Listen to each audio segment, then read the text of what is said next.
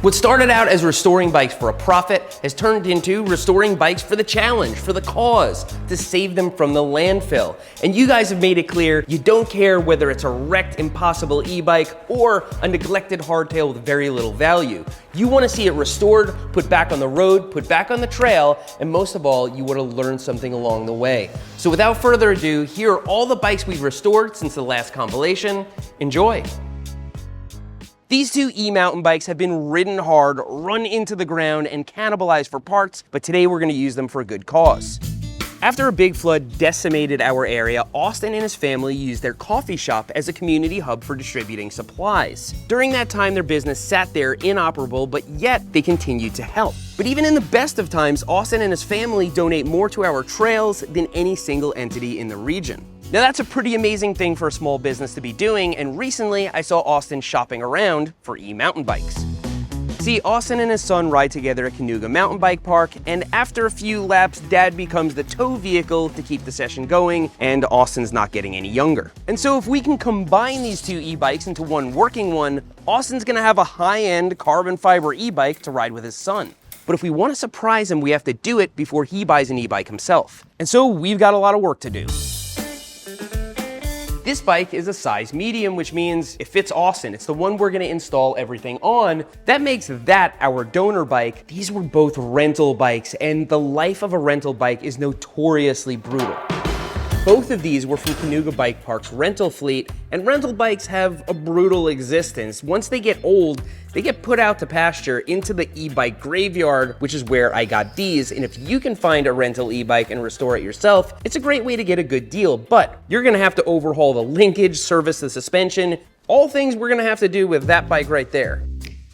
So first things first, let's have a look at our donor bike. Turns on, actually has a relatively full battery. If I can get this paired to my phone, I can use an app to run kind of a diagnostic on it. We're gonna need to remove this part, that's the TCU, to get the Bluetooth pin code, and then we can see what's going on. Okay, it's telling me the system is healthy. Specialized dealer would have like an advanced tool, but I don't, so I've got to start troubleshooting. I'm gonna try just taking the TCU from that bike and putting it in this one and see if it makes a difference, because just two little cables right here.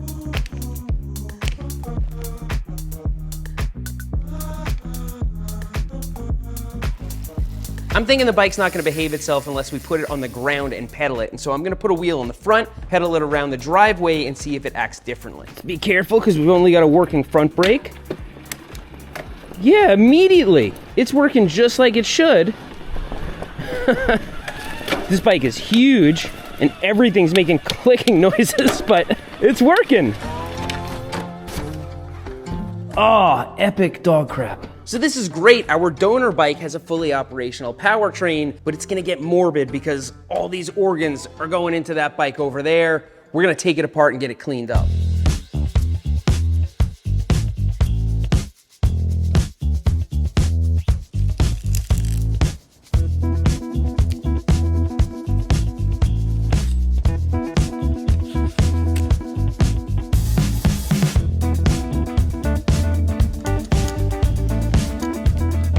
This is different than other flip bike episodes because we have a relatively new modern bike that doesn't need a lot of upgrading. We just want to get it running really nice for Austin. However, this bike didn't exactly have highway miles on it. You can see this bolt back here on the linkage. Once we get it out, we can rob a better one off the other bike, but we got our work cut out for us here.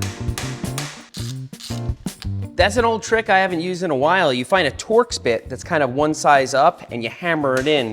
The rest of the linkage seems to be coming apart rather nicely, and so we're gonna swap these bearings and then rob whatever hardware we need off the other bike to put it back together. This particular bearing we could probably clean up and use, but they're really cheap to replace. To identify the bearing, just read it. You gotta clean off the surface here, and then there's actually writing on the bearing. But if I didn't have this bearing, it's not that bad, I could service it. You just take a pick and you can pull the little plastic piece out from the middle and then clean it up and grease it and put it back together.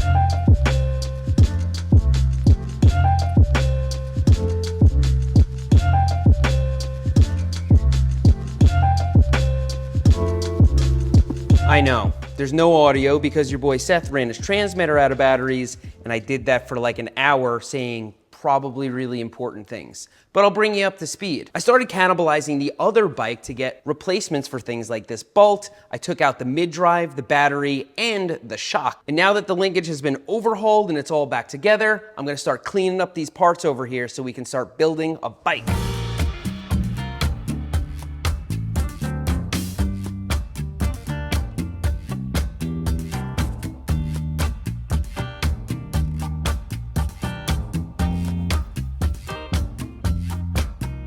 I saw this on another YouTube channel. You put your parts in a bag and you put your cleaner in there, then you fill your ultrasonic cleaner with water, submerge the bag, and you don't get everything all messy. Everything is contained to the bag.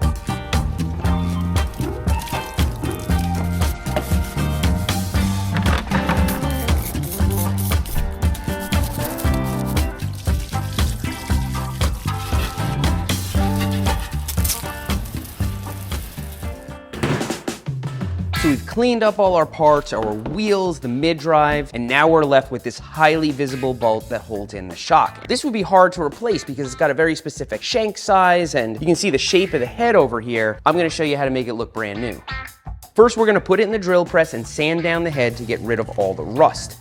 Then we're gonna clean it up and put it in gun bluing fluid. Oddly enough, bluing fluid turns it black and provides some oxidation protection, but for good measure, we're gonna oil it, and then when it rusts anyway, Austin can deal with it. Look at the before and after of this thing. That only took a couple of minutes, and this is a really hard to find fastener, and it'll make the bike present a lot better. Next up, we gotta service the suspension. I've got a service kit right here and a bucket for all the nasties. So we're gonna drop these lowers, empty out all that nasty oil, pop some new seals in, fill it back up with fresh oil, and then move on to the rear shock.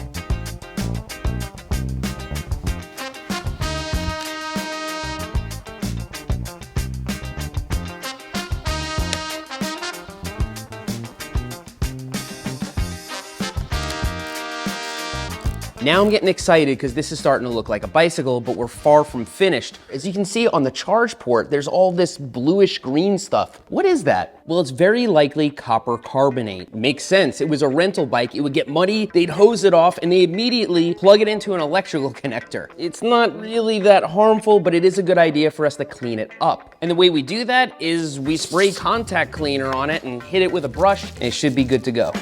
Now, contact cleaner, electronics cleaner, safe to use anywhere on an e-bike. It evaporates extremely quickly, and you can just use rubbing alcohol if you don't have any. They sell it in spray bottles at the drugstore, and you can use it to do the same thing. So the shift housing is in awful shape through and through. It's better that we replace it now with the powertrain out. Now, there is a tube that goes through the frame to guide the cable all the way to the end, but there are some sharp turns, and so you gotta twist it and finagle it and ease it in so that you don't mess up the end of it. Try going in through the back.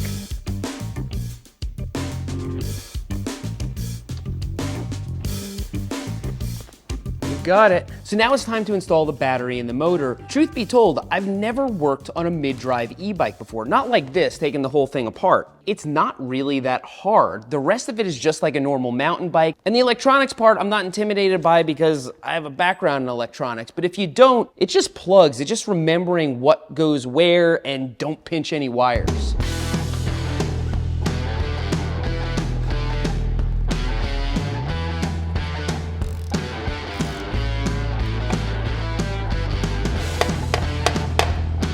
So I had to tap it with the nylon side of a hammer to get it in. If any of you know of a better way to do it, or if I was doing it wrong, please let me know in the comments, because again, first time I'm working on one of these. So now we're gonna install the fork, but we're gonna do something special for Austin. First of all, carbon P&W handlebars and stem with a light mount on the front, and I've got an integrated multi-tool for him. This one's from Granite, and just like the 1-Up EDC and that little SWAT tool that Specialized sells, it goes in the steerer tube. And to put tension on the bearings, it bolts in through the bottom. And then when you're riding and you need a tool, you can just reach down to your stem, flip this little top open, and out pops the tool, which has several bits. Okay, from here, it should just be like building a mountain bike.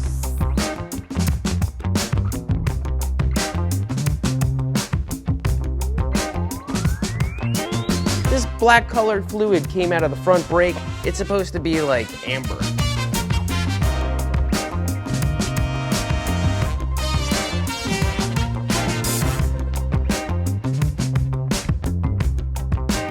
I can easily tell with just a visual inspection that this derailleur hanger is way out of whack. We didn't have one, we could align it, but I do have one, so we're gonna replace it.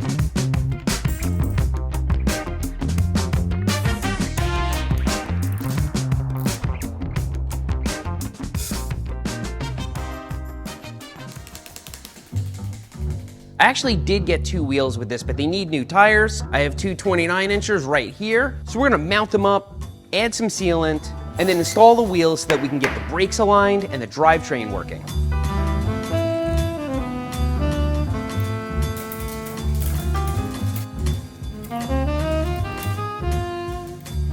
I've got forest green pedals. They match the grips perfectly. Might be going overboard a little bit, but I don't care. I have fun with this stuff.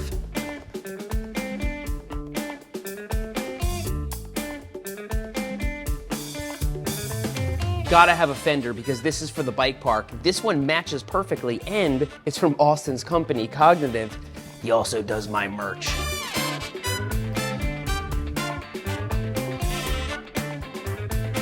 And we need to replace this old tired saddle, and I can hardly believe it. I think it's time to stare at it.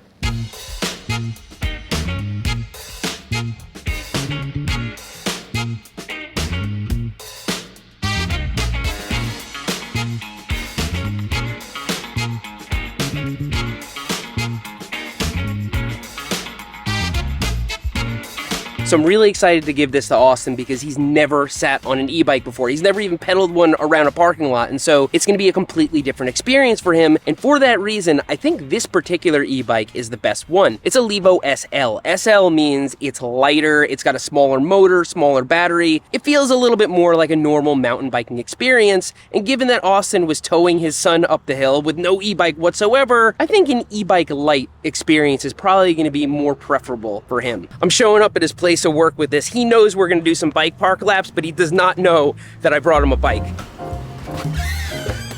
Austin? Yo, I got something for you. What? I have no idea what this is. I'll show you the rest. Is it the charger for the camera? Well, what does it say on it? It's a specialized symbol. Sure is. Yeah, there's only one thing it could be. Starting to get some ideas. Weren't you just shopping around for something? I have been, as a matter of fact. There's this kid that I've been doing a lot of analog towing at Kanuga. That's the hardest kind of towing. I'm literally the only person there that ever does that. All right, right around this corner over here. This was 2 completely clapped e-bikes from Kanuga. Callie and Nico gave me both carcasses and I combined them into a bike. Dude, that's amazing. So just turn it on, you just press the power button? Yeah. Okay. What mode is it in now? It's like normal mode, I guess you could say. Okay, so it's got like 3 bars. Yeah. Okay, got it. Oh my god. You're gonna get so many downhill laps, it's gonna be ridiculous. How does it feel uphill? It feels pretty good. I mean, I think we only have one thing to do right now, right? Yeah. What should we do? Go to Kanuga. Yeah, I think we gotta go to Kanuga and turn some laps. First ever e-bike tow for me. Do you trust me? No. All right, you ready? You good? Yeah. All right, let's rock and roll. Right now, you're doing some work, but you're not destroying yourself. No, like you hear me breathing. I'm putting in effort right now. And Ezra, how are things back there? That was pretty easy. Just like before, Dad's putting in the work. Wow, it gets pretty steep over here. Super steep.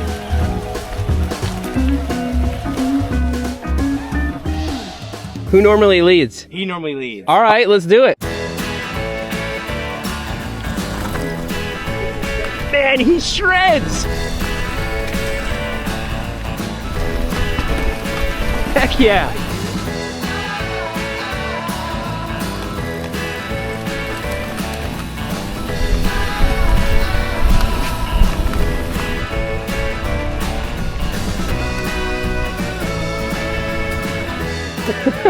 That was awesome. Ezra, shredding. I wonder how many laps you can get in before the end of the day now. Right, that's the question, yeah. You know? Opened up your coffee shop to the whole community during Helene and everything, and that's who the bike should go to, you know? Oh, man. Well, thank you. For real. This is pretty awesome.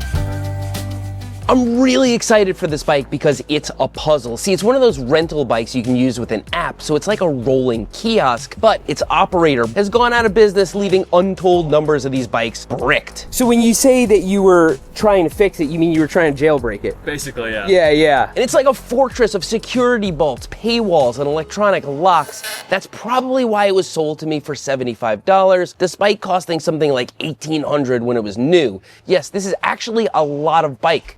It's got a 3-speed internal gear hub, a super reliable belt drive, a hub motor, a big functional basket with a cup holder, and the easiest seat post clamp out there. When your auntie comes to town, this is the one you want to lend to her. It's dead simple and neglect tolerant. Plus, as a collector of weird bikes, a fleet bicycle like this one is kind of the holy grail. But to make it function, we need to jailbreak this bike, free it from the shackles of its now defunct fleet management software. And if you look closely at this bike and its sibling, it's evident someone else had a go at it without much luck. But we're gonna get it working because we have a secret weapon.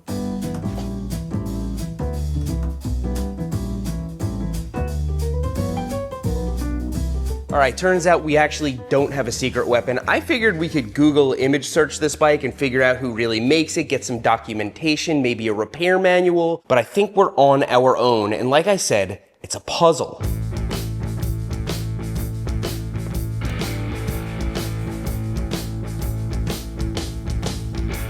What do you suppose this is? It's completely unmarked, and so customers are probably not using it. It's likely for a technician to access this battery. They take an access card, an RFID tag, and they wave it, and the battery pops out. With a little luck, maybe we can get this thing to trigger. Magnet?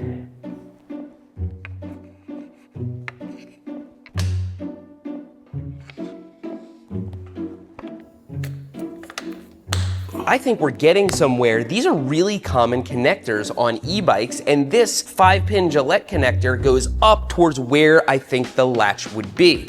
If there's an electronic switch in there, it likely contains an electromagnetic coil like this relay does. You can identify a coil with a multimeter. So if we set our multimeter to ohms and test the resistance of this coil, we're gonna get a really low reading. Yeah, we're getting 81 ohms, and by comparison, if I were to test the resistance of my tongue, there you go, a little over 1 million ohms. So what we're doing here is we're testing every combination of wires to see if we come up with a resistance indicative of a coil. Okay, when I test the white wire and the blue wire, I'm showing about 10 ohms. I can't imagine what else that could be. I'm feeling confident enough to get sketchy and test this with a battery. Okay, I don't think this battery is powerful enough, but I'm hearing a little click. Let's try a stronger battery. Ah, ha ha! And yeah, the battery's dead as a doornail. So I was right, but wrong. It's not a solenoid or something. You put the polarity one way, it latches the battery in, you switch it, and it lets the battery out. Well, we got the battery out, now I can charge it, and it looks like opening up this compartment gave us access to some other things. So very interesting discovery, the battery actually re-latches itself when you insert it. Oh yeah! So I'm gonna have to make a release for this thing, or we're gonna be doing that a lot. In the meantime, I'm gonna get this thing on the ground and see if I can figure out anything here with the screen. Okay. I know this sounds crazy, but there's a phone number here. It says, got a problem? We're here to help. I'm gonna try calling it. Welcome to Verizon Wireless. Your call cannot be completed as dialed. Please check the number and dial again. Announcement. All right, back to the previous plan. We're gonna start taking this thing apart to see if we can bypass it. Every bolt on this bike is security Torx, and the only thing secure about security Torx is that you need a different bit that you probably don't have. I got a set at Harbor Freight for $6 because I only own one security Torx bit, and there are a lot of different sizes on this bike.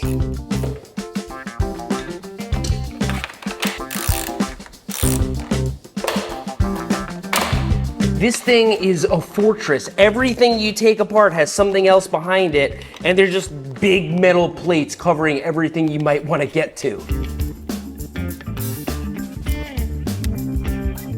it appears that this screen is actually the module that controls the whole bike. It's where everything connects. I'm labeling all the wires that I can identify and then just putting a number on the other one so when I disconnect this thing, I can connect it back up the way it was.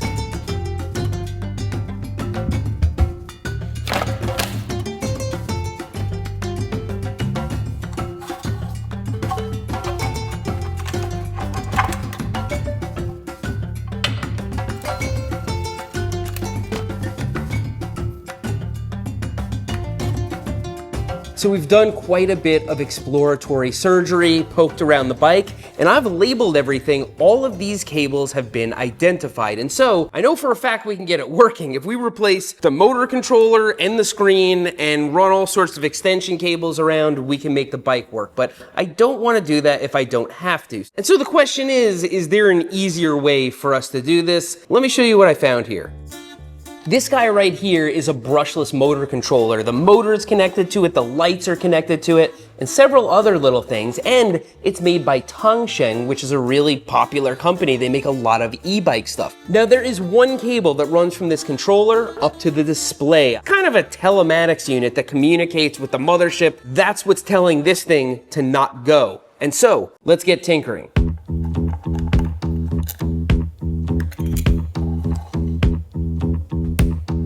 So if there's any prayer of getting this thing working without replacing the controller and the display and everything, I'm gonna have to rely on the knowledge of others because this is way over my pay grade. Supposedly, in some of these fleet e-bikes, there's one wire that tells that controller that it can power up. And in this Reddit thread, I'm seeing purple wire. That's the one that we need to power up. It's not the exact e-bike that's here, but it looks like it might be the same controller. So I don't know, the worst that can happen is I smoke something out that I was gonna replace anyway.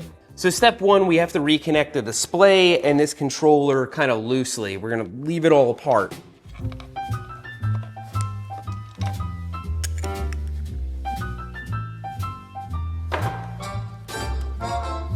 So now we need to reconnect the battery, which is a little sketchy in this state, but without reconnecting the battery, we can't test to see which wire is which. Okay, our display has turned on. It says maintenance. Maybe I should reconnect everything and see if it doesn't say maintenance. Now we got our screen back on. All right, time to start poking around.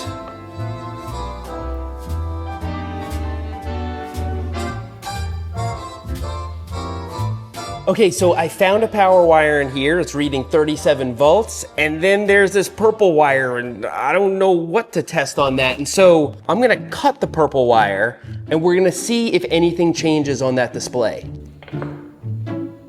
It is showing the exact same thing as before. That doesn't mean it's the right wire, but it's a good sign. Okay, here's the moment of truth. This white wire is connected to this alligator clip, and then I have this little probe here, and we're gonna go into the controller side. Let's see if there's any sparks. No, looks okay. Let's try the pedal assist. Okay, so it appears that did not work.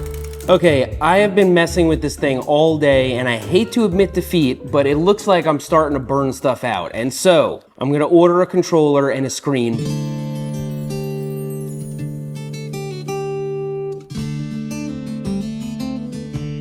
Okay, it's been a minute since we touched this thing. I forgot everything, but luckily I put some labels on it because I'm gonna have to connect this e-bike controller.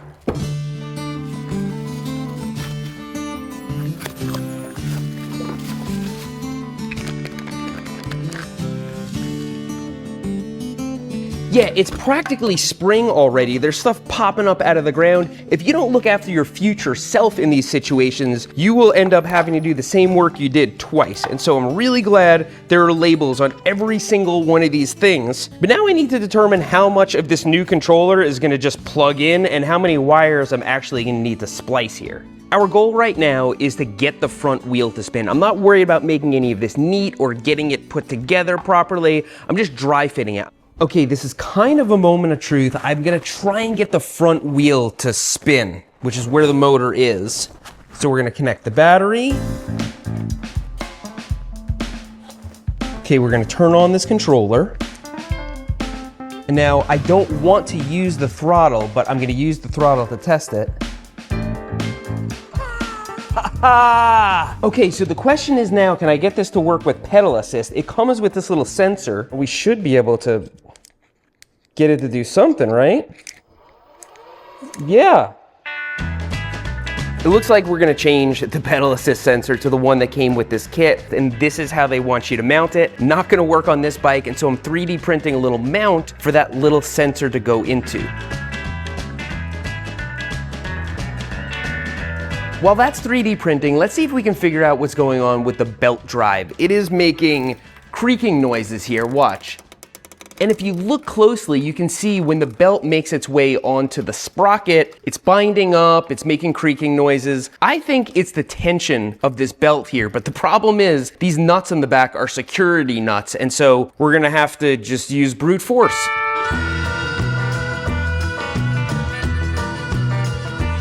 We're gonna use these little belt tensioners to actually put more tension on it to see if that improves things. Okay, important discovery. The back wheel is way out of alignment. I'm gonna take these security axle nuts and replace them with normal axle nuts to make my life a lot easier. We'll get this back into alignment and then go check on our 3D printed part.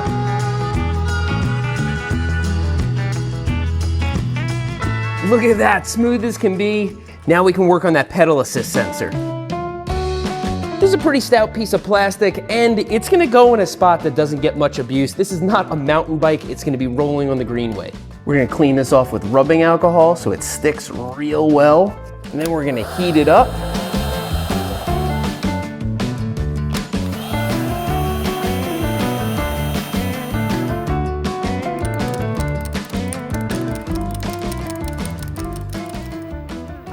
Oh yeah, we've got pedal assist.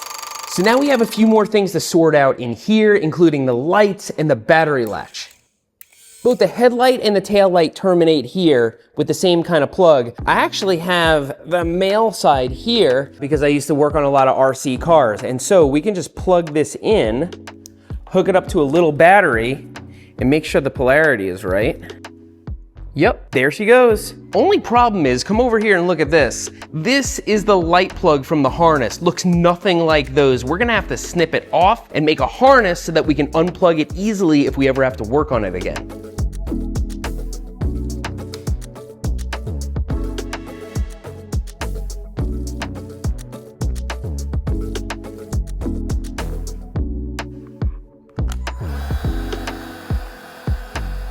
I have it powered up and I'm not getting any voltage on these lights. I'm wondering if there's some incredibly difficult menu I have to go in to turn these on. Steel, power, voltage level, backlight brightness, 40 volts?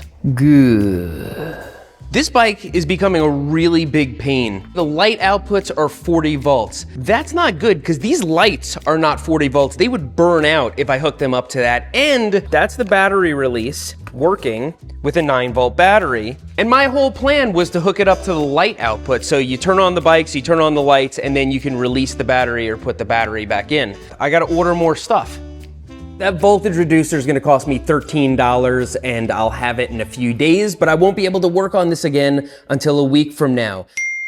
Wait, change of plans. My next door neighbor has a voltage reducer. He's an engineer who tinkers with a lot of stuff, and so we're back in business.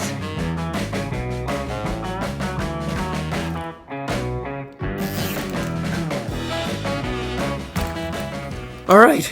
This is my multi-function wiring harness. Plugs into the light output right here. And then here we have our battery release. Connect the battery and hope we don't see smoke. This is what it looks like when I'm in way over my head. This morning, I spent about an hour and a half now trying to put this back together. The new controller is bigger than the last one, and I have all these additional wires, and so I can't get it all to fit back together, and it's not a matter of mashing hard enough. You could ground something out if you did that. Being in over your head is not fun. I've been here many times before, and oftentimes, you don't learn much, but it builds character.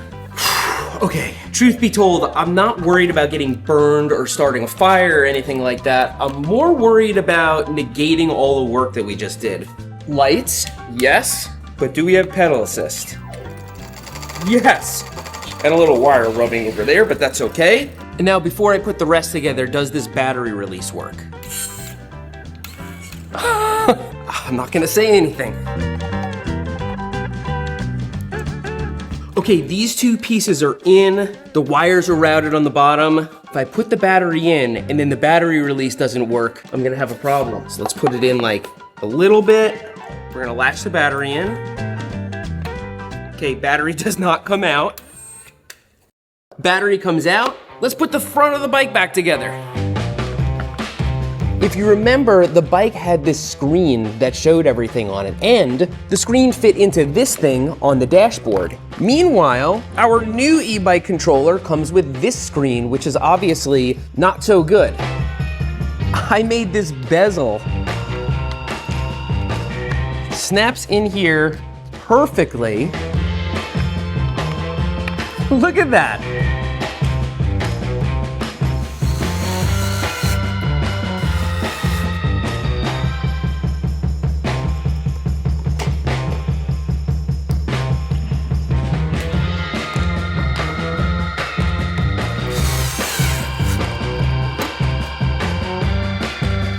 So I'm doing the very intuitive programming steps required to get it to show the right speed and miles per hour instead of kilometers per hour. It also looks like this is a 14 amp motor, and so I'm going to limit the controller to 13 amps just to be safe.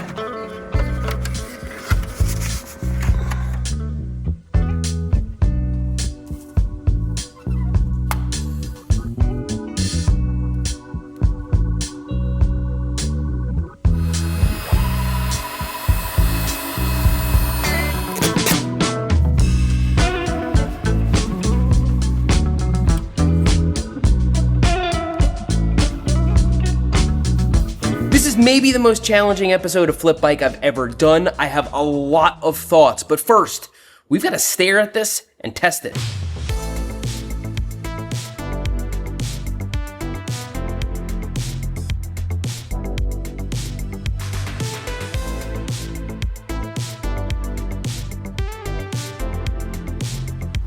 This was one of the most difficult bikes I've ever worked on, and a lot of that was my fault for getting the cheapest e-bike controller. But there was a reason for that. This bike cost me 75 bucks and I couldn't bear to spend more money on it than I paid for the freaking thing. So all told, we're really not in a lot of money on this bike, and we have a functional e-bike. It's got a belt drive, airless tires, the easiest seat post clamp ever made, a big basket to carry around stuff. And this is the ultimate collector's item if you like collecting bikes. I knew I had to have it, I knew I had to get it working, and I knew it'd be the perfect auntie bike.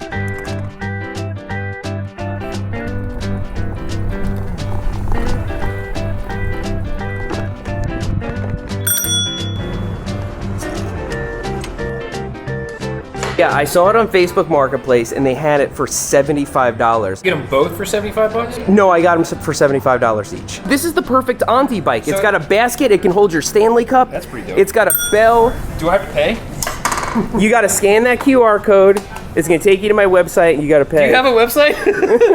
You gotta make a website for this. I should make a website for that. All right, let's see what it does. It says 0 miles. Is it not reading the odometer? It's gonna kick in and send you through the door.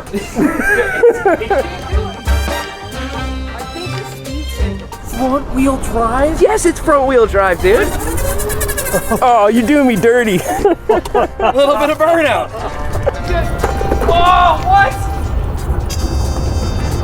This is the most amount of like power lag I've ever experienced. Oh yeah, that's because I got the cheapest controller ever made.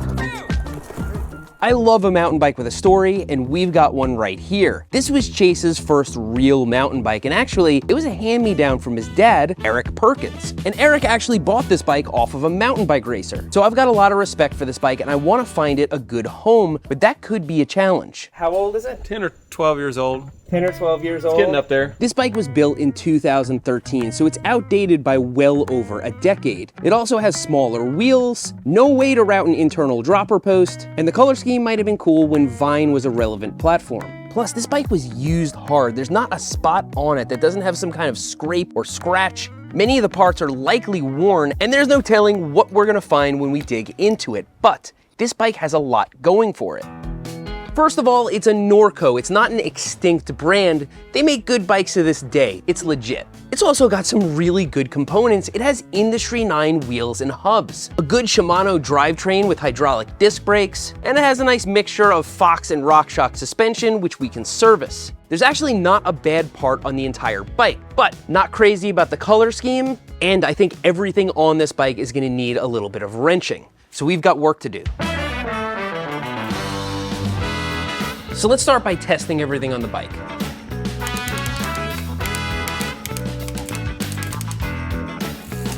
The shifting seems more or less okay. Let's see how much life is left in the chain.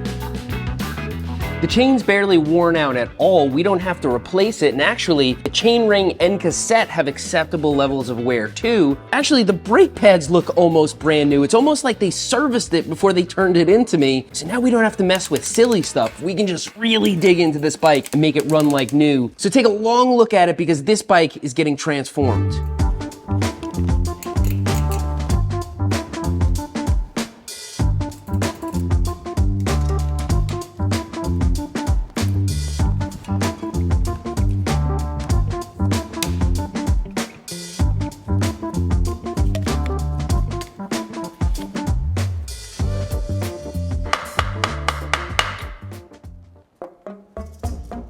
Couldn't find a 40.5 bottom bracket wrench, but I had this one from AliExpress. It just broke. I try to explain why good tools are so expensive. A picture's worth 1,000 words.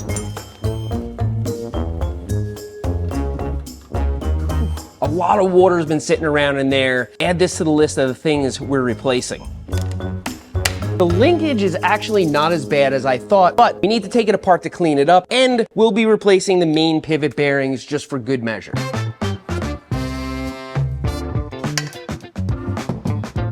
I don't always break the entire bike down to every single bearing and little screw, but that's exactly what this bike needs. Break it down to every single little part, put new thread locker on the bolts, clean every little thing, and when we put it back together, you're gonna see that it is impossibly clean. And yes, this bike was taken care of. Good parts were put on it, but it was ridden, and it was ridden hard. And if we do our job the right way, it's basically gonna perform like a new bike, and it's gonna have some features that it didn't before.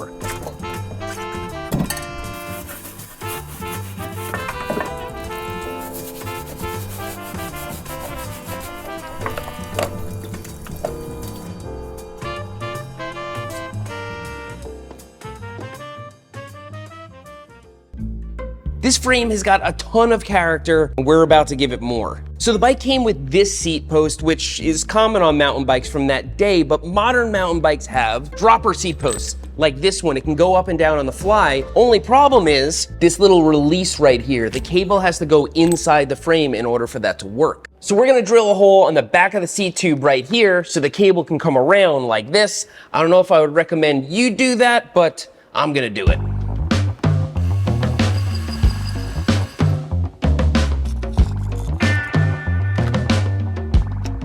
So we'll find out later if this ends up working out. There's a lot of reinforcement on this part of the frame, so I'm not too worried about it. Let's change out the linkage bearings and get this looking like a bike frame.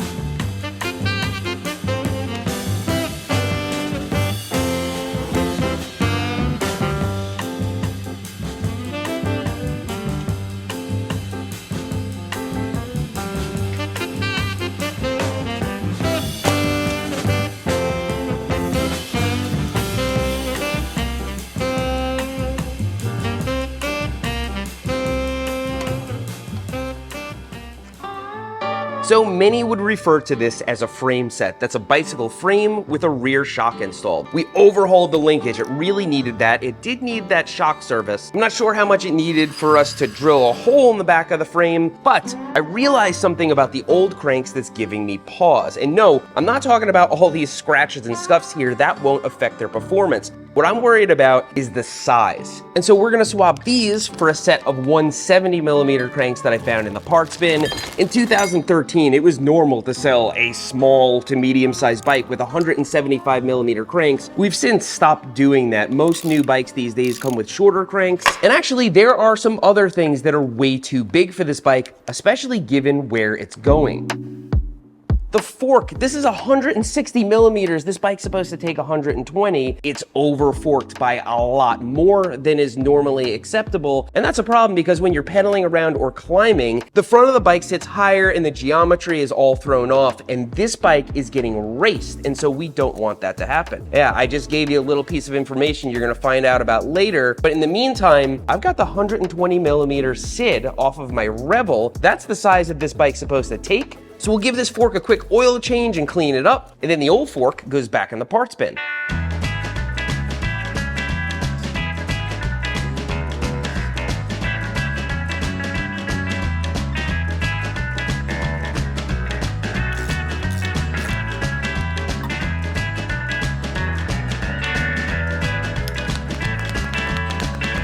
Oh, before we install this fork, we're gonna replace this headset, and then things are gonna get interesting.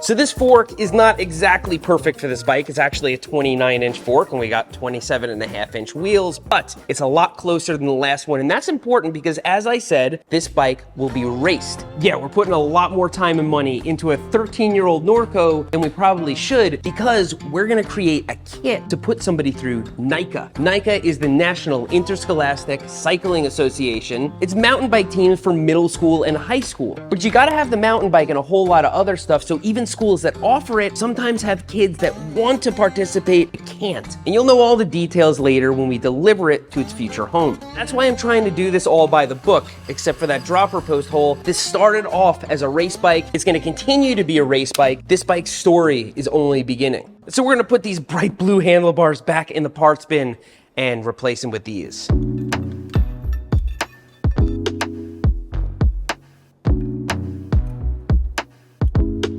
So this is kind of where the real fun begins, but I want to tackle one thing first before I get into the nitty-gritty, that dropper post modification we did.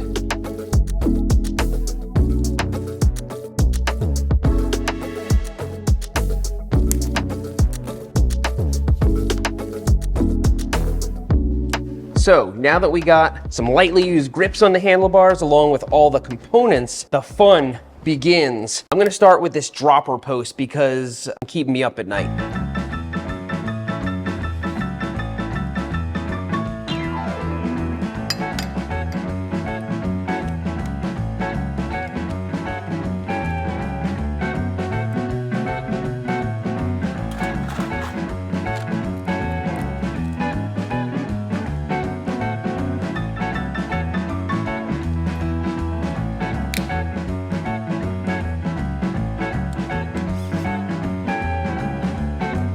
Okay, so the cable comes out here, and if we push it too hard against the seat tube, it's gonna kink. So we're gonna secure it down here. And now I know what you're thinking. This might be sticking out too far for wheel clearance, but I'll have you know, rear wheel clears it by a whole lot. And while we're talking about wheels and tires, we're gonna have to address this. This tire's got a big plug in it. It's like a repair that you would do on a trail. Not in as good a condition as I thought. And if I replace this tire, it's not gonna be with a tan wall because I don't have any. This is for a NICA kid. I want them to be proud of the bike they're riding. I want the tires to match. And so we're gonna spend more money.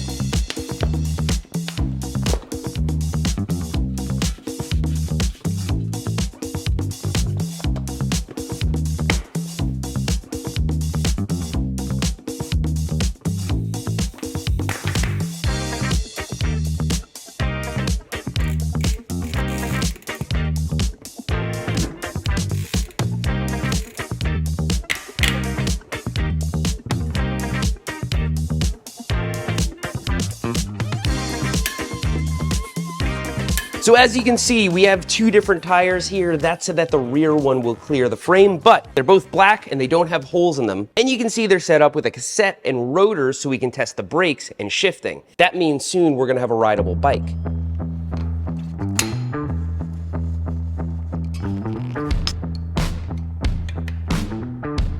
You can hear the rotors a little bit out of alignment. On every rotation, it rubs the slightest bit on the brake pad, and if you look closely, you can see which direction it's bending. We're gonna use this tool to just line it back up.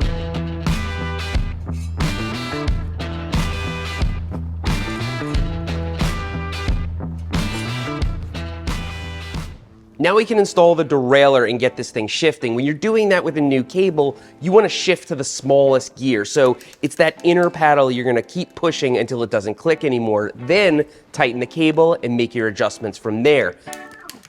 If you want to know details about setting up a derailleur, I have a whole video on my channel going through every derailleur problem you could possibly have, and it would certainly give you the knowledge you need to set one up. Okay, this is really starting to look like a bike. We might even ride it today. Let's bleed the levers and move on to the finishing touches.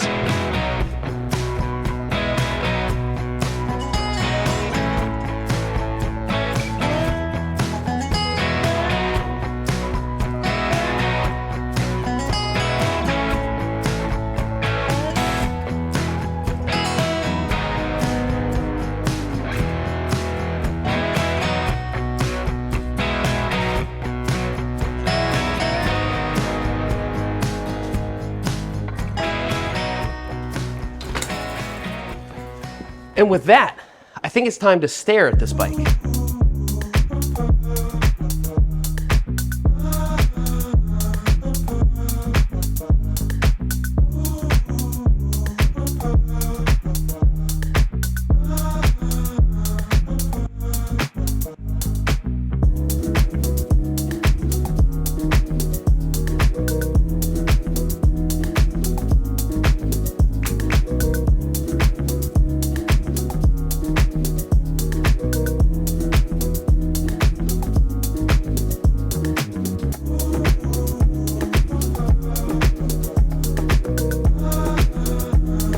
When we first got this bike, it was in rough shape, but we broke it all down, cleaned it up, overhauled the linkage, serviced the suspension, and we even replaced the fork to correct the geometry. We also shortened the cranks, replaced the tires, and we even toned down the color scheme a little bit. And of course, we can't forget that dropper post modification, which is going to make this bike seriously capable. And now what we have is a bike that's hovering around 30 pounds with all the optimal requirements for NICA. So let me show you what we're gonna do with it.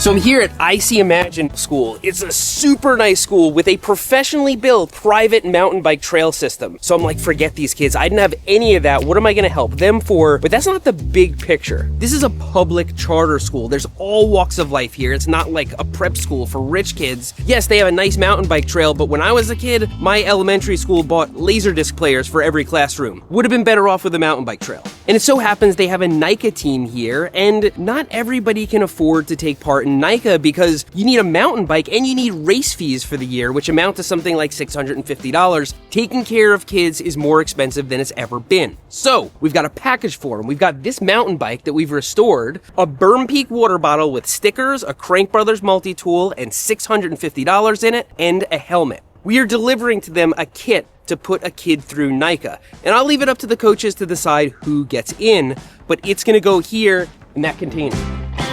Hey, John. Appreciate it, man. Absolutely. That's great. Absolutely. That's great. So this fleet that's in here, those are loaner bikes? Those are all loaner bikes. People have donated them. Yeah. Very, very cool. And I'm so excited. I got a kid that I have in mind right now. Riding a bicycle is going to change his life. This is going to be awesome.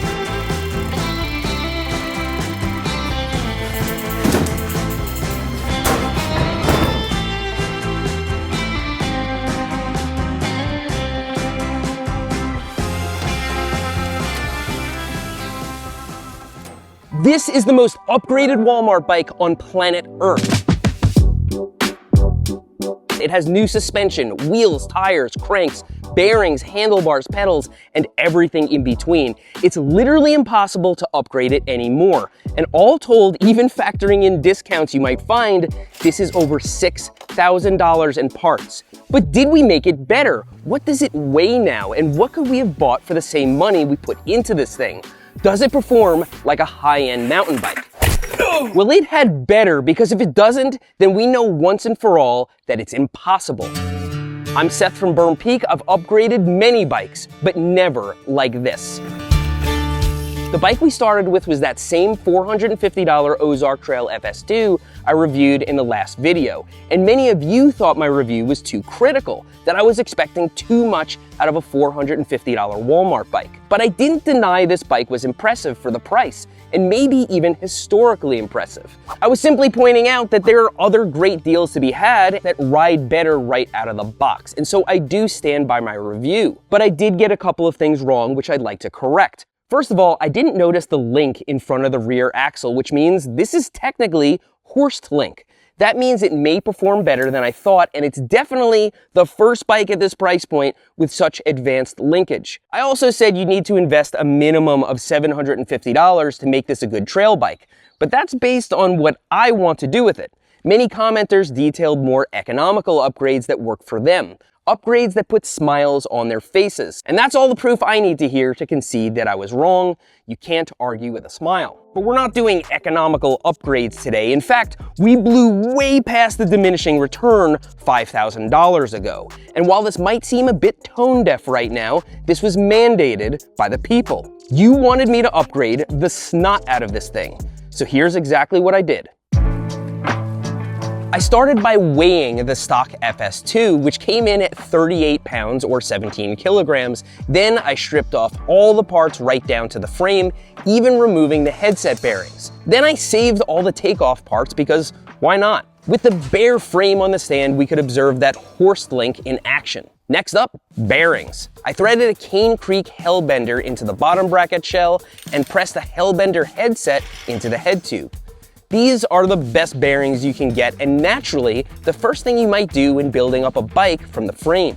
First on the list was getting the new rear shock installed, a Fox Factory Float SL. Now, it's true that others have upgraded the shock on this bike, but there's no telling what kind of fitment issues they were willing to live with. I visited my friend Gabe at Fox Factory, and he basically said I was on my own. Well, we're gonna have to get a little creative. The pins that they were using are not a standard size, so we're basically gonna have to cobble something together that works. Gabe gave me whatever hardware he could find, and I got to work grinding and 3D printing, eventually getting the shock to fit in a way that made me feel confident. Your mileage may vary depending on exactly what kind of shock you're installing. With the shock installed, I moved on to the cranks. And since we pulled out all the stops on this build, of course, we chose Cane Creek E-Wings, an ultralight, super stiff titanium crankset. E-Wings require titanium assembly compound and a torque wrench for installation, a far cry from the tools that came with this bike. It's arguably not possible to upgrade E-Wings because what would you upgrade them with? Then we installed the fork, a Fox Factory 34 SL at 120 millimeters. This is exactly right for this bike. SL means it's lighter. This bike's gonna be a lot lighter. Next, a Bontrager RSL handlebar and stem, which is a one-piece carbon fiber cockpit. This is gonna hurt some people's feelings. Naturally, this is where we put all the good stuff, like the SRAM Motive Ultimate brake levers. These hydraulic brakes are all new, very powerful, and they use mineral oil instead of dot fluid. A welcome change for someone who regularly spills brake oil everywhere. Before we install the brake rotors, we need to mount some tires to these wheels. Industry 9 wheels. These are handmade in Asheville right down to the spokes, which are individually laser etched with the company logo. Wrapped in Maxxis tires, you can't really go wrong. We're using a fast-rolling forecaster in the rear and a knobbier dissector up front. For the cassette, we saved some money and went with SRAM GX. but it still costs half what this bike does. You can always identify an i9 hub by its signature free hub note. And although I considered installing wireless shifting on this beast, we went with plain old Eagle X01, so the future owner doesn't need to keep track of batteries. With most of the bike together, I could run all the cables and hoses through the frame, including the rear brake hose, which needs to be cut, reinstalled into the lever, and bled in case any bubbles got in. Also through the frame, we needed a dropper post release and a damper control for the shock, but there's only one port. Luckily, they included cable bosses on the down tube, so we didn't need to drill into the frame, although I was tempted. That switch gives me lockout control on both the shock and the fork simultaneously, plus a release for the Fox Transfer SL, a featherweight dropper post if there ever was one. But I couldn't use it, because there's a big bend in the seat tube, and this bike is a size small. Oh my God. But I had a race face dropper post in the parts bin that fit great, so we were back in business. This dropper post is not as lightweight, but it's just as fun. To get the shifting up and running, we installed a gold XX1 chain, which complements those Kashima coatings quite nicely. Finally, we did the finishing touches, an ergon saddle to go with that dropper post, and of course, Crank Brothers Stamp 7 pedals. And with that, it was time to throw this bike on the scale.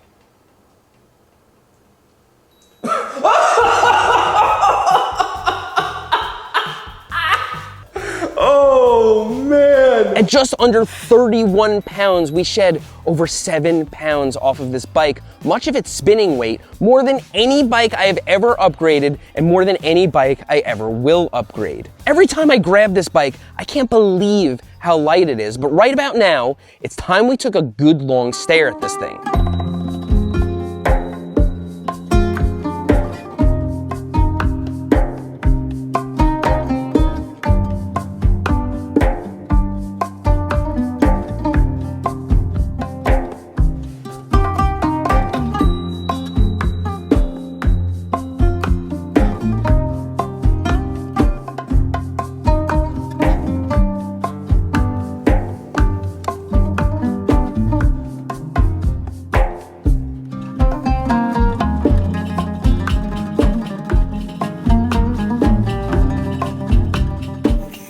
And now, it's time to ride it. But actually, I already climbed up here with it, and unsurprisingly, it feels a lot better.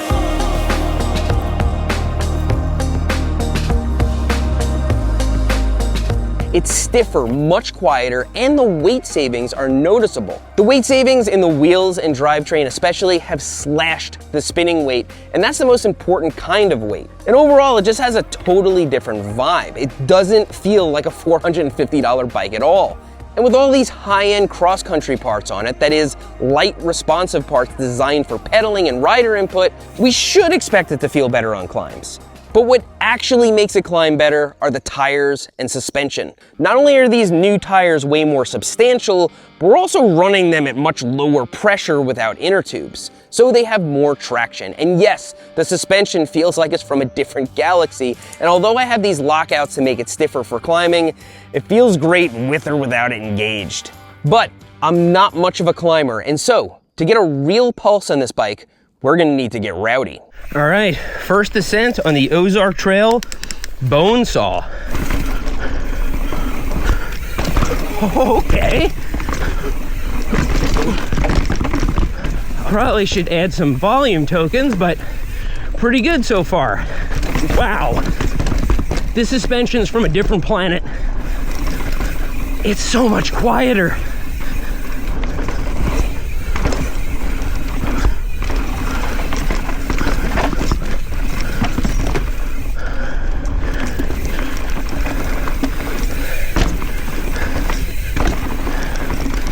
I mean, I'm kind of speechless. I don't know what I was expecting. We're making pretty good time here. No weird creaks or rattles, just all these cables rattling a little bit. All right, here comes the rock garden.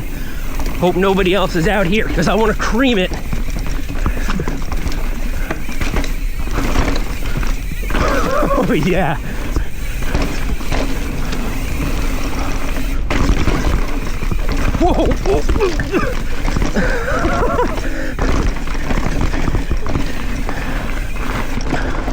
Okay, I went a little too hard back there.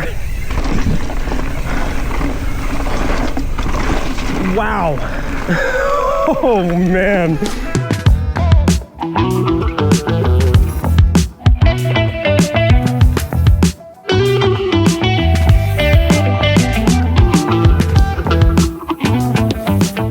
I'm having way too much fun on this thing. I love cross-country bikes that feel like trail bikes, and that's what this is a short travel trail bike. It's 120 in the front, and I think it's 100 in the rear, and I'm having fun on it, and it feels good. I think we can fix this e-bike for $0, and it only cost me $125, yet it looks brand new. The little hairs are still on the tires. There's still protective film on the lock, and the only scuffs this bike has are from me transporting it carelessly. It basically looks unused, yet the owner told me the battery is non-working, it needs a new battery. How much you want to bet it doesn't? So today we're gonna go step by step troubleshooting this dead e-bike to figure out what's wrong with it, and I bet you we're gonna get it to turn on again. Then we can put it back on the road so it can make somebody's day, or we can make a profit on it.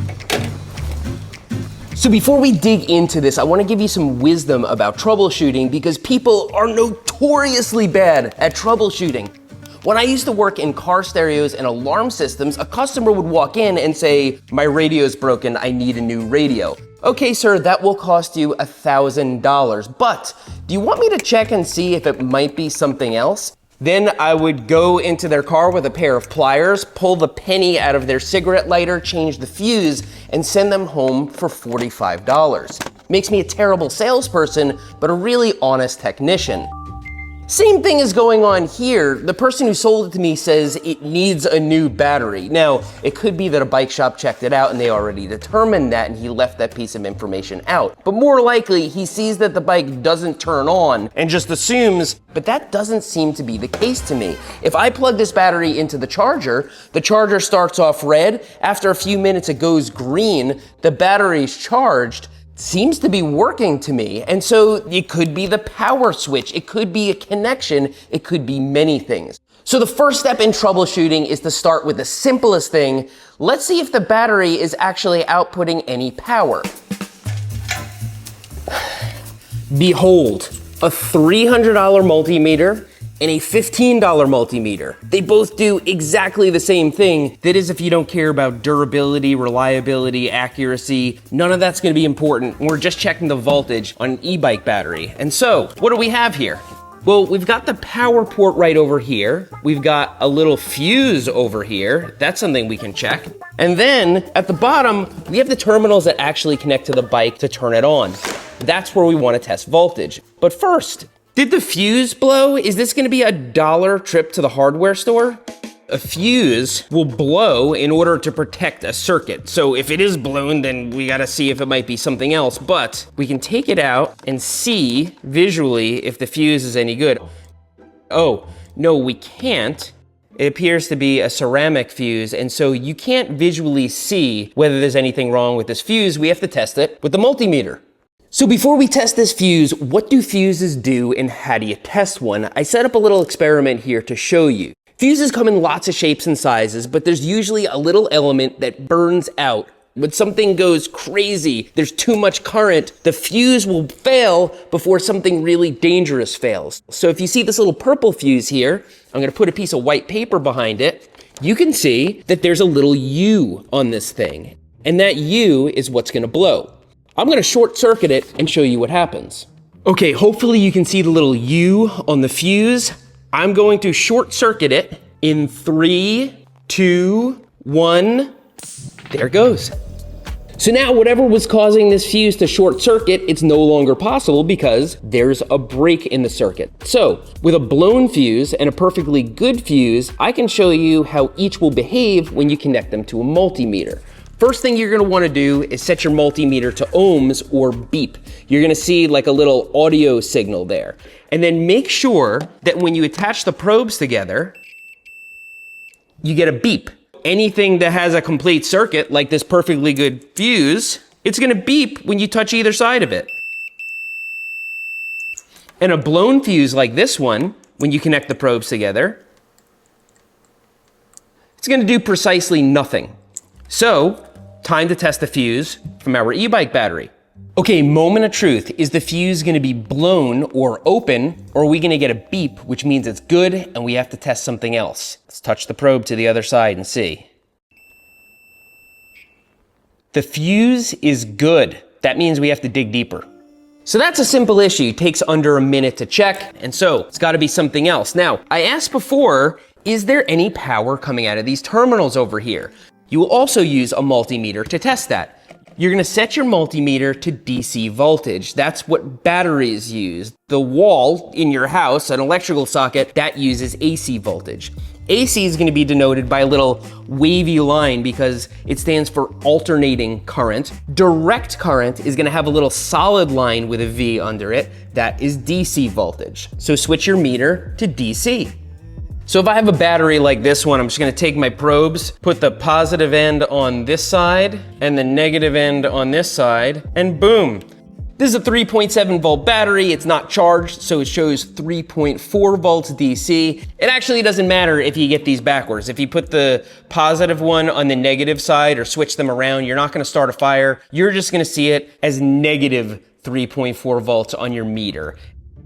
So on the bottom of this battery where it connects to the bike, you can see there are 4 little rectangles here, and 2 of them on either end have metal in them, and so those are our contacts.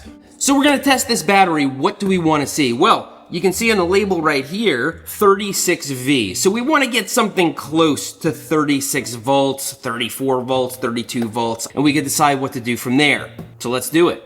Moment of truth. I am getting absolutely nothing. Could it be that this guy correctly troubleshooted what was wrong? Well, not exactly. The next part is not for the squeamish. We're gonna open this battery. Looks like there's 4 little screws. So from here, you're kinda on your own. I'm not gonna recommend that as a beginner you open up an e-bike battery. I would hope you have a little background in electrical theory or at least understand what the risks are. This could light on fire, it could blow smoke in your face. Was somebody inside of here already? I cannot stress enough how much this is not a tutorial. I think this guy on Facebook might have done me dirty. He was playing dumb. He's like, it's the battery, it's the battery. He was honest about that, but he didn't tell me that somebody was inside of here. This warranty sticker you can see is split. Your boy might have gotten taken for a ride here. Okay, blue battery pack. There's another fuse over here. We can check that. We're gonna get into some fun stuff now. This is where the power gets delivered to the bike. So let's work backwards from here. And you can see the first thing from this power plug is another fuse and a little fuse holder. It's an automotive fuse and it has some tape around it, which means nobody's gotten in here before. So I'm gonna pull back the tape. We're gonna check this fuse out. I can plainly see that this fuse is perfectly fine. Let's be extra sure and test it.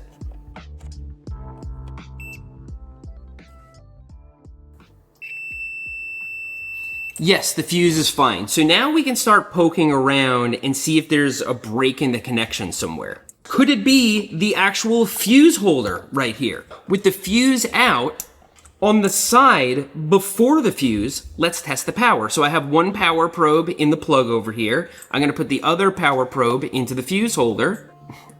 So absolutely no voltage coming out of the battery from here. So we have to work even further back. I'm gonna do something that maybe I wouldn't recommend you do, but everybody does it. I'm actually gonna just push the probe into both wires through the insulation, and then we're gonna put some tape around them after doing that test. One probe is in there, and the other probe is in here, and I am getting absolutely nothing. So that means that the problem actually comes before this inside the battery pack. Maybe $125 wasn't a good deal because a new e-bike battery can actually cost you a lot, especially one that probably doesn't exist anymore. Something doesn't add up here. When we plugged it into the charger, it said it's charged. So there's another port on this side. Let's try testing that port and see if we have any voltage there. I'm gonna take my power probes and I'm gonna be really careful I don't short anything because it's a very narrow little port. So we'll put this guy in here and probe the side. I'm getting 41 volts. So on one side of the battery, 41 volts, which means it is fully charged. And on the other side, we're getting nothing, which means there's a break in the connection somewhere. The question is, where's the break in the connection? Wait a minute. There's something else simple we can check. These little wires right here, I think might disable the battery because there's a little keyhole right here. Could it be that we just turn that thing with a key and the battery comes on? That'd be too easy. So the first step in troubleshooting is to always check the simplest thing first. But if you don't notice that the simplest thing is there, you might not check it. Okay, we've got the meter connected to the bottom of the battery so I can see this voltage over here. I've got my key and I'm gonna see if this just turns the battery on. It turned the battery on. All right, we're gonna put this thing back together and hopefully the bike will fire up. Wait a minute, what holds this in place? I think opening up this battery actually revealed a pretty simple problem here. This little plug is kind of attached to nothing, it just floats around. The plastic is broken on the bottom of it. And so it could be when you plug this battery in, it's not making contact, it's just pushing this into the e-bike battery and not doing anything. So let's figure out a way to secure this thing. Just to test this hypothesis, I've got this little piece of wood that I'm gonna put behind the connector so it has something to push against. Perfect. And then if this works, maybe we'll open up the battery and come up with a better solution, or maybe we won't. Okay, before we put it back together, let's just see if it's doing the same thing. Set our meter to DC volts. Probe the connector. Turn the little key. Boom. All right, let's put it in the bike and see how it goes. Battery goes in here. Ignition on.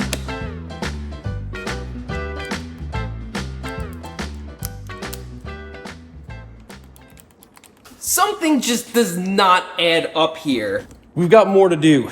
The fact that that port down there was broken, the plastic was physically broken, tells me that it's just ramming into something and not making contact. So, let's take a look at here closely. The battery is not all the way in, it's hitting into something.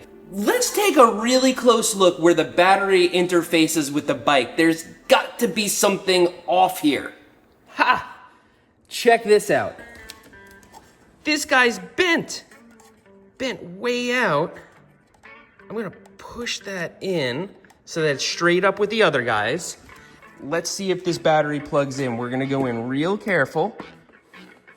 Okay, let's give it a little wiggle. Okay, it's plugged in. On. It's alive! Oh man. Let's get this thing out on the bikeway and give it a test.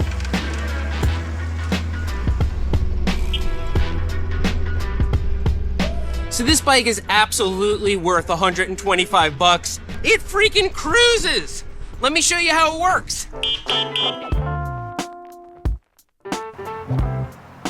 So, you can just twist this throttle and the thing takes off. I prefer pedal assist mode, so you can actually push the pedals and it goes. There's a 1, 2, and a 3 over here to set the level of assist that you want. It's got headlights, and then you can shift gears and use it just like a normal bike. Some years ago, you'd have needed to get like a motorbike to be this mobile, and it wouldn't be as reliable, it would be loud, it would be heavy, you wouldn't be able to bring it into your apartment. This is just crazy. 125 bucks and a teensy-tiny bit of know-how. Because at the end of the day, what the problem ended up being was common sense. And if most smart people looked at it for long enough, they would have figured out what I did. Man, this thing is smooth. It's a great bikeway cruiser. You can go and get lunch, which is exactly what I'm about to do right now.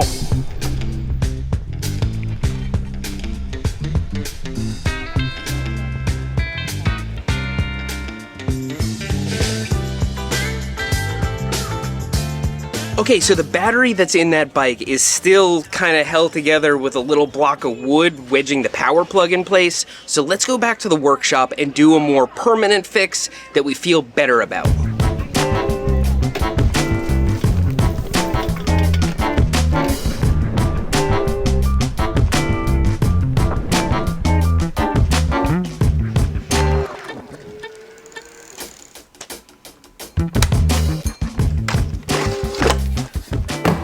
Okay.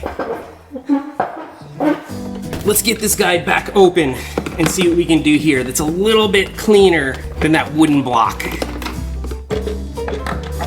So, this was always removable. It always slid in and out of here, but the little tab that held it in place is no longer there. So, we're going to 3D print a little piece that I can glue in here so that we can still remove this, but it will be sitting firmly against something. That way, if anybody has to service this pack again, they can take it all apart just as we did. I could probably just JB weld it and it wouldn't matter, but let's go overboard.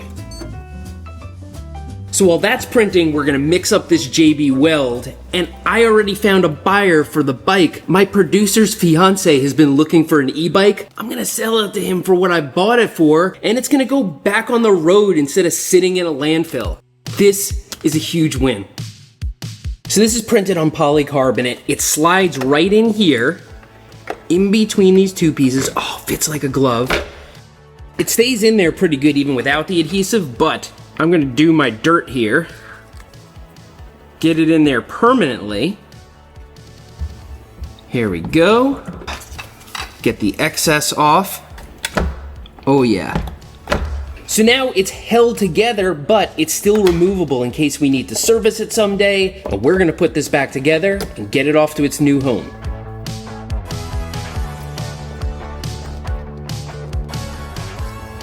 All right, open it up. Whoa! Oh my god! That's so cool! Thank you, Seth! Nice.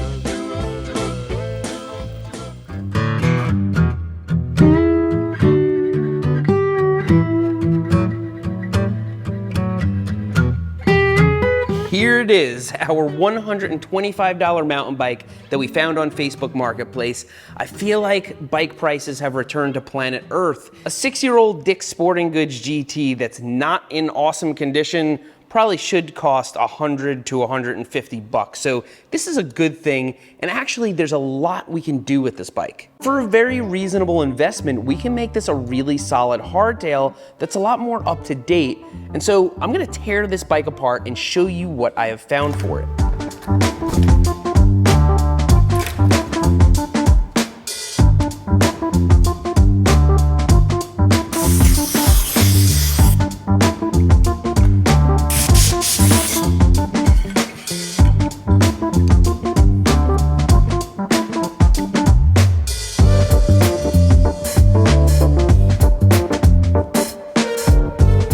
Said this several times on Flip Bike now. You try to pull this crank arm off and you are going to be wasting your time. You can bang on it, you can pry. You need a crank puller to get it off, and I'm going to show you why. This is a square taper crank set, and you're really only going to find these on budget bikes nowadays, but they're fine. This square over here that the crank arm slides onto is tapered. It gets a little bit wider towards the base, and so it gets tighter and tighter the further down the spindle it moves. You just don't have a prayer of getting it off without that same force pulling it back in the other direction. Also down here, we have this bottom bracket bearing. If you want to take that out, technically, you need a special tool, but the truth is, most of us when we were kids just put a big channel lock around this metal piece and it's fine. It's a big steel ring. It's gonna get scratched up, but it's not a big deal. And so yes, if you just need to do one of these restorations to get a bike going and get into mountain biking, you can avoid certain tools, but there are tools like the crank puller that you can't really get around. I get that everybody has a budget, and so you get an Amazon special crank puller and hope you don't pull the threads out of your crank. This pedal has clearly been in the bike for a very long time. Feels like it was cross-threaded all the way in, but actually it was cross-threaded all the way in.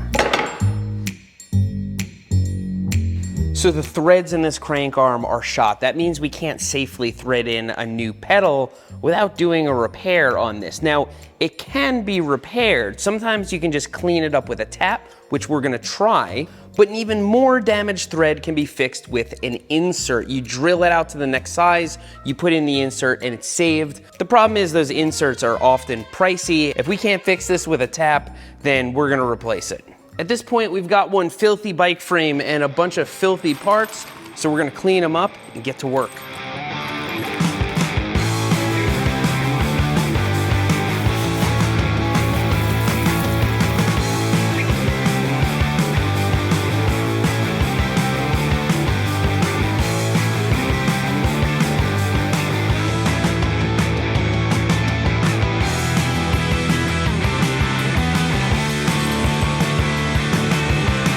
As I dig deeper into this bike, the front chain rings are all chewed up, the headset is gone, but then strangely, the cassette barely has any wear on it whatsoever.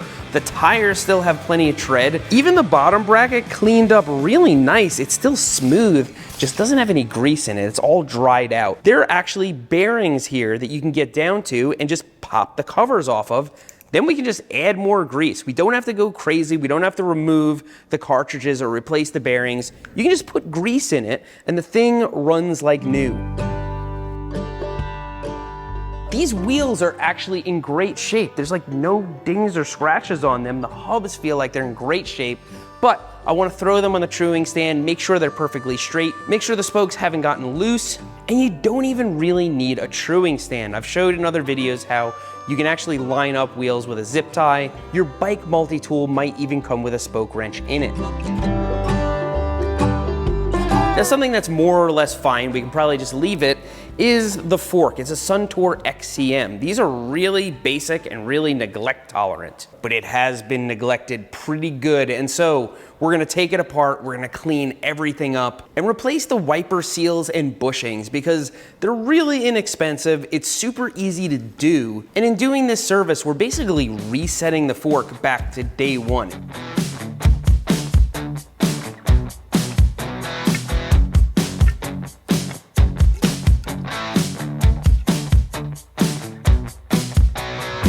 You do not need seal drivers for these. You can just push them down with your hands.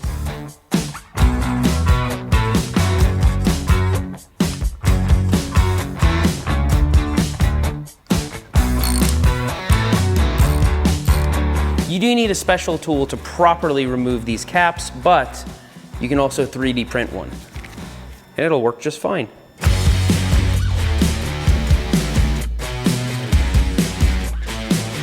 These old Chester pedals actually cleaned up really nicely, but if we take the time to replace the pins, they're gonna look outstanding.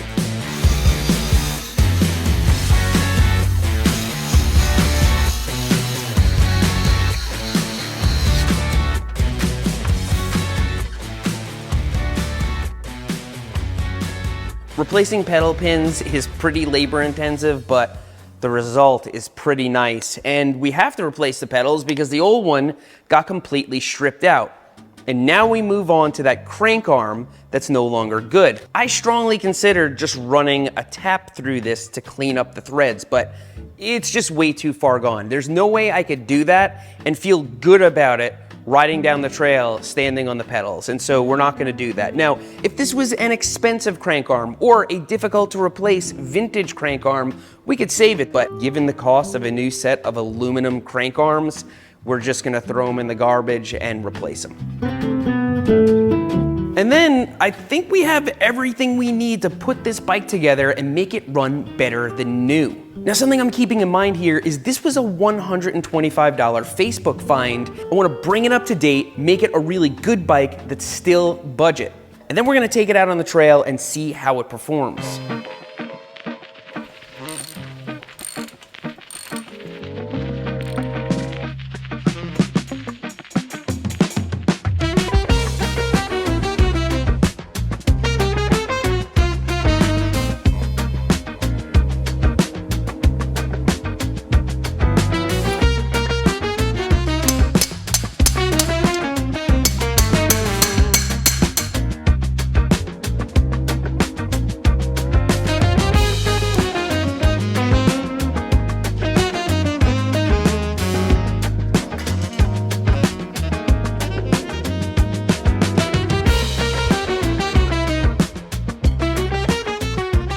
So the drivetrain I'm installing on this bike is Shimano Q's, and I'm surprised this hasn't made that big of a splash.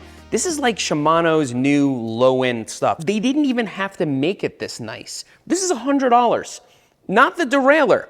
The derailleur, the shifter, the cassette, and the chain are $100 altogether. That's what I bought it for retail. And they all work on HG free hub bodies. That's not like the new micro spline type. That's what you would find on any cassette, from an older bike, a budget wheel set. And now that I'm finding Shimano hydraulic disc brakes for $30, we will have put $130 worth of brakes and drivetrain into a $125 bike. So we're gonna have a serious mountain bike for that price. This is a really good time to get into this sport. I'm gonna see if I have a derailleur hanger that fits this bike, and if I don't, I'm going to align it. 9 times out of 10, if you can't get the bike to shift by just making adjustments, it's the derailleur hanger.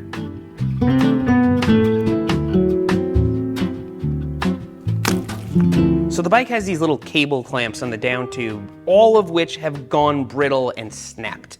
And so I 3D printed some new ones. They just go around the cable and then go into the frame with an M5. So I'm gonna replace all of these to keep these cables secure. Then we have to fix this mess up front. This front brake hose just doesn't wanna point in the direction I want it to. But if you apply a little bit of heat, bend the hose in the direction you want it to go, and then let it cool down, it'll usually stay.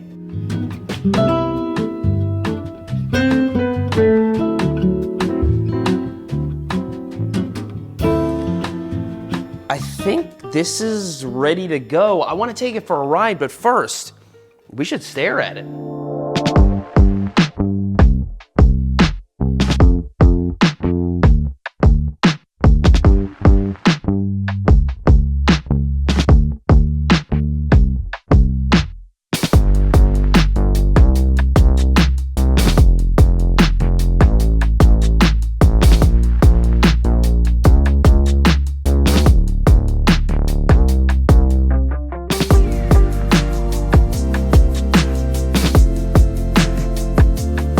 Taking our GT Ricochet for a ride, and so far so good. I've been climbing and it shifts really smoothly. Shimano Q's feels like Shimano, which is to say it shifts smoothly and it's not finicky at all. And it's very clicky. It's kind of indistinguishable from Dior XT. I just know that it's heavier. And the bike is heavy, and you can feel that, but you can get into a low gear and just wind up the hill. Now, there are also a number of things that we didn't do to this bike. For example, I didn't put a dropper post on it. I also didn't install a shorter stem and wider bars like I normally would. But with this new drivetrain, with the clutch and everything, I want to see how this bike descends.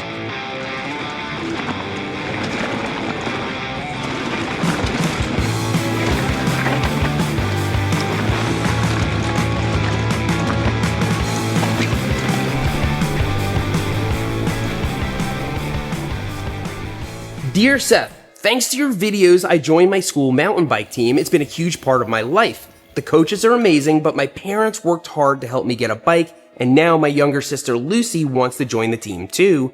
Would you be willing to sponsor her? Thanks, Camden. Yes, I'm willing to sponsor Lucy, and actually I bought this bike on Facebook Marketplace to fix up and send to you guys in Utah. But now there's a big problem. See, according to their dad, Lucy is 4'9". I bought this tiny bike thinking it was gonna be small enough. I even got the upgrade parts, but it's gonna be way too big. I've only got 2 days to do this before I leave town, and we've gotta get them a bike quick before the season starts. And so I need a size small mountain bike yesterday. This one fits the bill on the guys responding. Let's take a field trip. Not an ideal situation, but this bike is actually nicer than I thought it was gonna be. Let's get it back to the shop. We paid about $200 for this and it fits the bill. It's a women's cross-country bike from 2011 and it's small with a really low standover height. Yet, it's got 29-inch wheels, so Lucy's gonna be monster trucking over everything. This fork needs service, but it'll more than do the job for Lucy. And the bike's got pretty decent parts all around, with a few weird things going on that we're gonna change. For example, it's got 2 different brakes, one hydraulic and one mechanical. It's got some whiskey grips, which are never good, and this unprotected bar end is going to core sample someone. I'm also not sure about the color scheme, maybe Italian flag, maybe Rastafarian, not sure, but it doesn't matter because we're gonna change just about everything. Let's tear this bike down. So the truth is, with a few little fixes, this bike would have been ready to go when I bought it, but we want to make it perfect for Lucy. We want to make it something she's proud to ride, and when she grows out of it, we want it to be perfect for someone else. You know how we do here, we're gonna go overboard.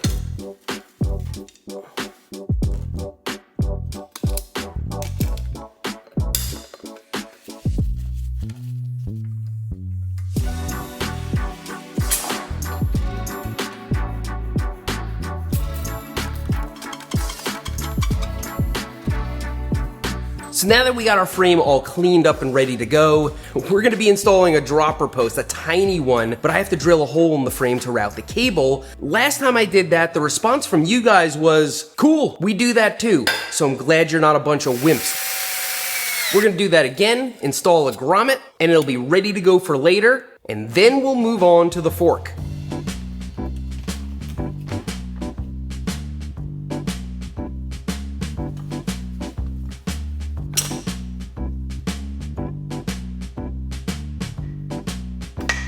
All right, change of plans. I was not looking to open a can of worms with this fork because I just bought it an hour ago. I didn't have parts ready, and it turns out I don't have the right wiper seal for it. So I'm gonna see if I can overnight something for tomorrow, and we'll move on to the rest of the bike.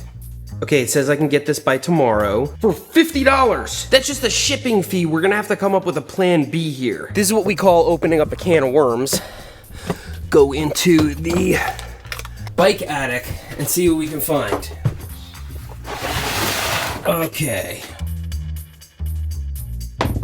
All right, not looking good. I have a bunch of tapered options, but it's a straight head tube. I've got a Suntour 29-inch fork that's gonna fit, but it's super heavy, and I don't wanna do Lucy like that. I've got a RockShox Judy, but it's for $27.5. It's not gonna fit those wheels and tires, so we're gonna have to get creative.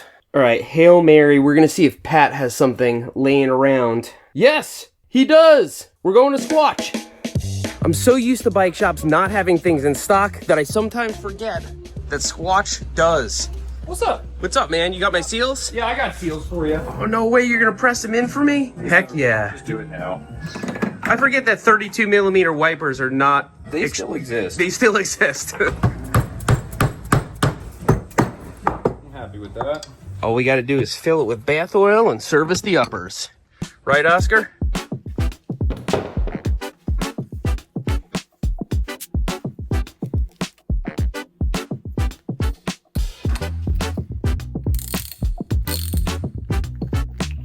Apparently this fork is the gift that keeps on giving. This spring is supposed to have some heat shrink tubing at the bottom. It's all torn and it's been moving around. If we leave it off, it's not gonna damage anything, but it might be noisy. Let me see if I can find a replacement.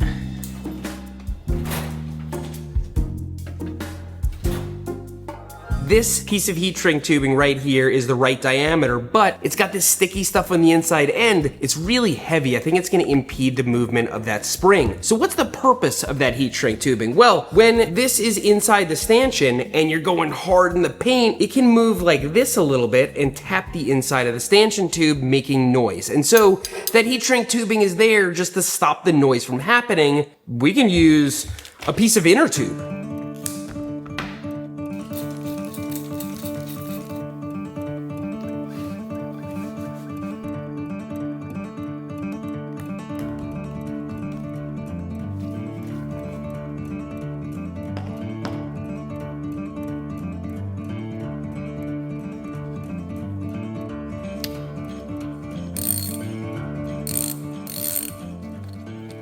This damper is replace only. It's not user serviceable, seems fine, but there's oil in there that gets grody that we can change out.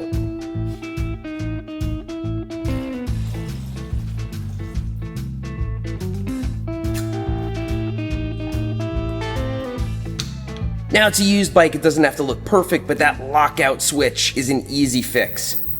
So that awful sound is the anodization coming right off of that thing so we can repaint it.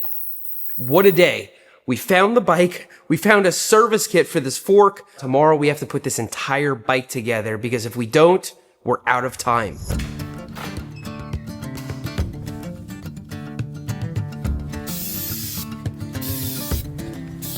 All right, well that's curing. Let's get this looking like a bike. First up, cranks. The cranks that came on the bike are excellent, except they're 170 millimeter. My cranks aren't even that long. Lucy's gonna need shorter ones, like these 152 millimeter cranks. It's technically a downgrade because these are square taper, but they're gonna be great for Lucy, and they're still gonna be long enough for her to get some leverage. And we're gonna make some other upgrades to make sure she has a good range of shifting. Next up, we need to install a headset, and in my headset parts bin, I was able to find 2 bearings. The old one is just way too grody for me to put back in and feel good about it. And naturally, when installing a headset, we install the fork and the much shorter stem so that we can bring the handlebars closer to Lucy. We're also installing a set of trail handlebars with a little bit more sweep for those rough trails in Utah. I cut these down to 720 millimeters for reasons that should be obvious.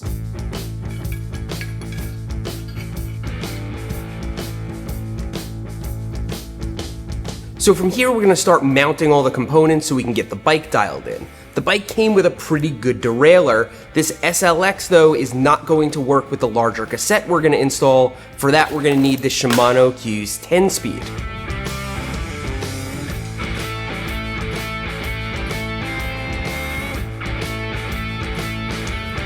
We're also gonna mount the lever for the dropper post and install some grips. We'll get all this stuff adjusted once we run some housing and cables. And to stop that bike, we're gonna give her matching hydraulic disc brakes. If you remember, this bike came with 2 different brakes, which is kind of weird. And that cable housing, it's not gonna be red and green. Actually, Lucy's father told me that her favorite color is purple. The bike has got a lot of green in it, but actually, purple goes pretty well with green. And so I'm gonna use whatever accents I can to bring that color into this bike for Lucy.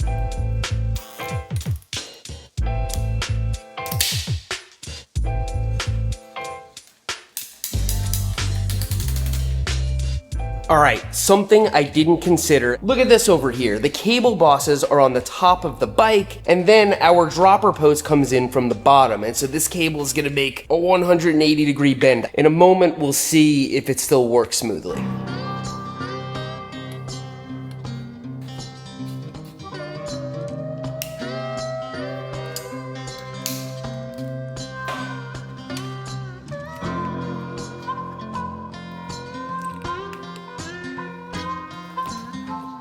All right, it works. I hate this a lot, but we're gonna have to live with it, and we'll see how close it gets to the rear tire. Speaking of which, we're gonna have to set up these wheels. They came with cross-country tires, and actually they look brand new. But they're going in the parts bin because we're gonna add some knobbier tires just in case. We're installing a CST Jackrabbit in the rear to roll fast, and a knobby Rockhawk in the front for some grip. These wheels are not tubeless compatible, but we're gonna install TPU inner tubes to save some weight, and I 3D printed some adapters for the valve holes so we can use Presta stems.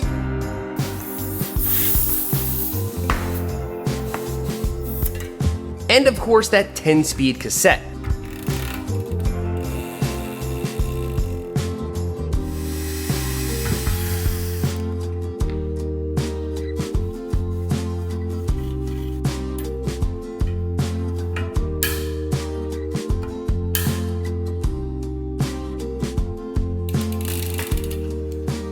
So with the wheels on the bike, we can install the chain, dial the shifting, and then move on to the finishing touches.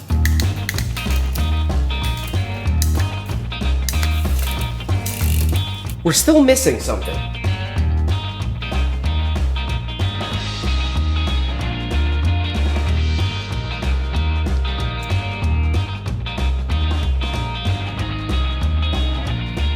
Okay, there's one more thing we have to do before we stare at this thing. We have to weigh it. I think I might have added some weight to it. I just want to make sure I didn't add too much. weighs the same despite adding a dropper post, bigger tires, and a larger cassette. That's great. Let's stare at it.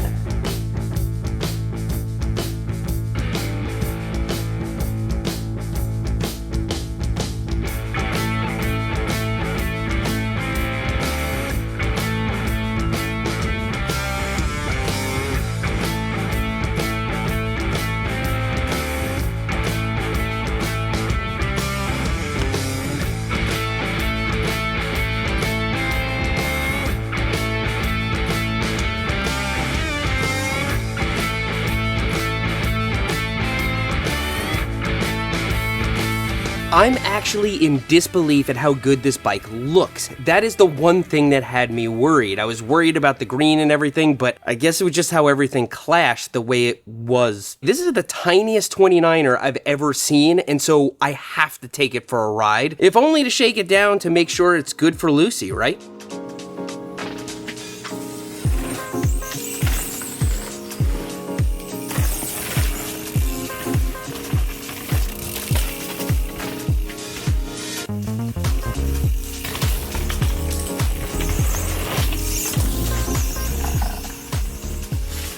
Okay, I am glad that I tested this bike. I have a few concerns. First, the good. The geometry of this bike is great, and I was expecting this fork to feel like an entry-level coil fork, like an XTC 30 or something. Does not. It feels way better. Everything seems to run smoothly, but there's a squealing sound coming from the rear wheel. Does not sound like brake squeal. Could be the hub or the free hub body. We're gonna have to dig in. The last thing's kind of expensive. Let's go back to the shop.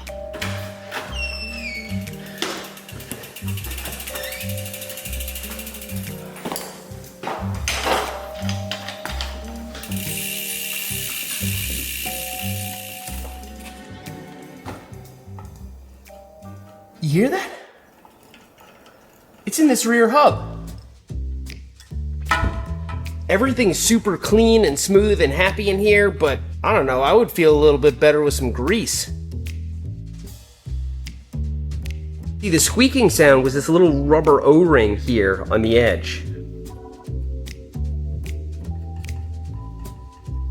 Now the other issue is this crankset, the 152.5mm crankset that I put on for Lucy. Feels fine to me, I have bikes with cranks that length, but I had an even better crankset in the parts bin, and I just feel guilty for not using it. 145mm 5-dev crankset, I'm gonna have to put it on.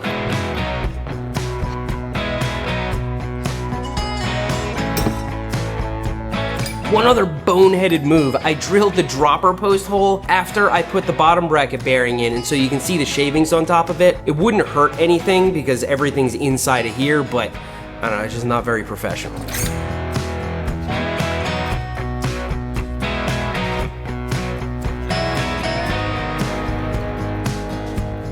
And if we're going this far,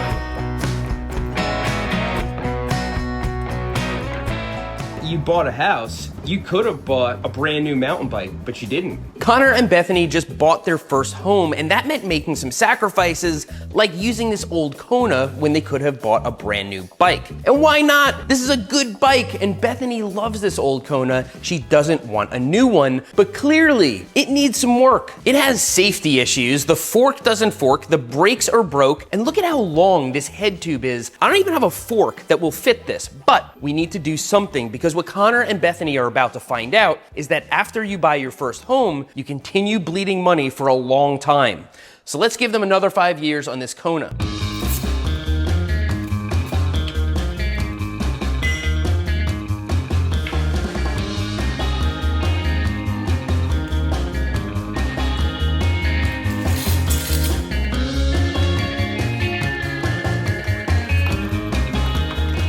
Judging by that bottom bracket and these pedals, I'm thinking this headset is gonna be bone dry. What do you think? Oh, that doesn't sound good.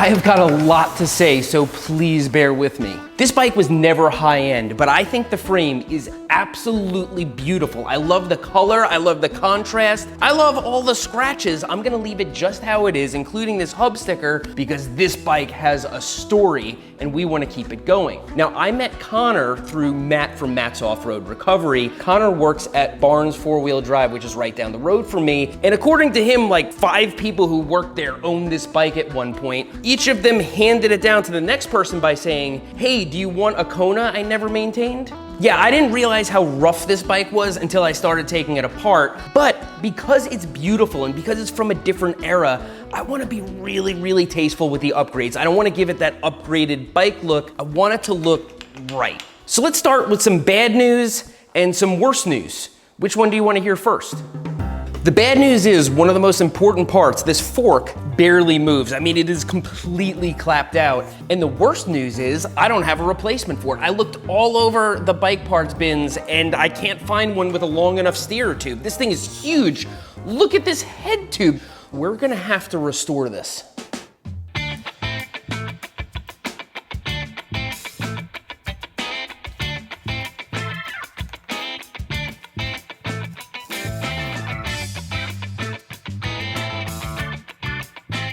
Higher end forks take bath oil, which drips out of the lowers when you take it apart. This one does not, so that means that was water. Rusty, nasty water.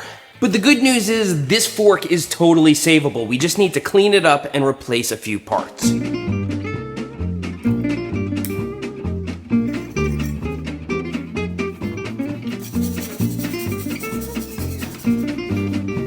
This is messy work. We have to get the rust off the parts that matter here and then kind of smooth it out. I'll be replacing the bushings, the wiper seals, the grease, and then this fork should pretty much run like new. The stanchions are not perfectly smooth, but it's not gonna hurt anything. They'll easily be able to get another 5 years of good performance out of this fork.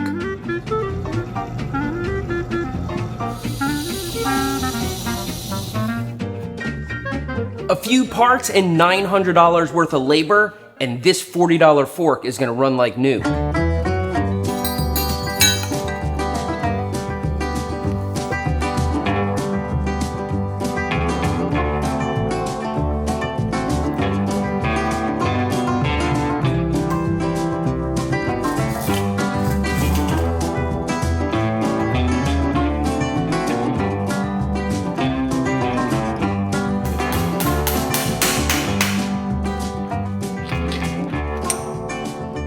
I never want to look at this fork ever again, and so we're gonna put it back on the bike right now. I have a new headset.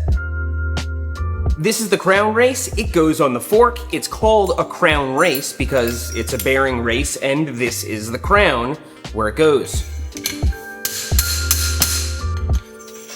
These two cups are gonna get pressed into the head tube, and that's where the bearings sit.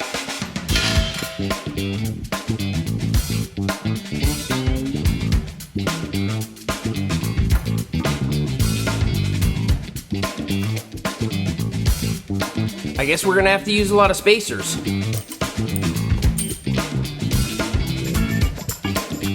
Yes, we're keeping the factory stem cap, the factory stem, and the factory handlebars. They're all Kona, they match this bike. They're a good pairing. We're gonna upgrade some things, but I wanna preserve what this bike actually is. Next up, we are not going into these pedals yet. Let's take a look at the wheels.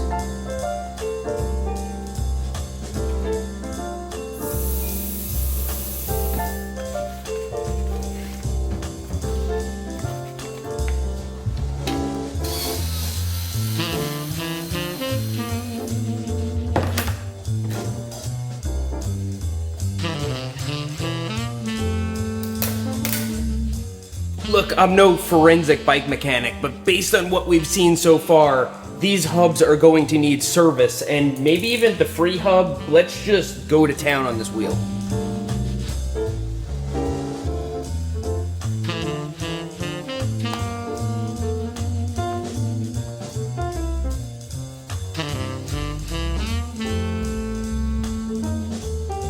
So now I've got everything off except for this free hub body. I don't think it's used or serviceable. Now I can just blast this whole wheel with a pressure washer and get it clean because I don't have to worry about washing dirt into the bearings. We're gonna clean those up and put this back together. You can restore an old set of wheels like this back to like new condition with just grease, assuming the bearing races are still smooth. As long as the axle is through the hub, the little ball bearings won't fall out, and then you hold it in place to flip it over and do the other side. I like to put it down on the bench so that something is pushing on the axle and preventing it from falling out. Now you don't want to over tighten your bearings, but similarly, you do not want them too loose because that could cause damage. On a quick release wheel, you have to get it tight so that there's no play and then back off a little bit so that actually you can feel it moving around just the slightest bit. Because when you tighten down that quick release skewer, it's actually going to tighten the bearings a tiny bit more and then there will be no play. So it's kind of by feel. Yeah, that's perfect. Now, let's say you drop one of these pesky little guys and after 6 weeks of searching, you cannot find it. Luckily, you can actually find these at most hardware stores. You just have to measure one of them with a caliper and make sure that it's the same. And although the rims themselves are not nearly as out of whack as I thought, we're gonna line them up and check the tension to make sure everything's kosher. After all, we know these wheels have never been touched before.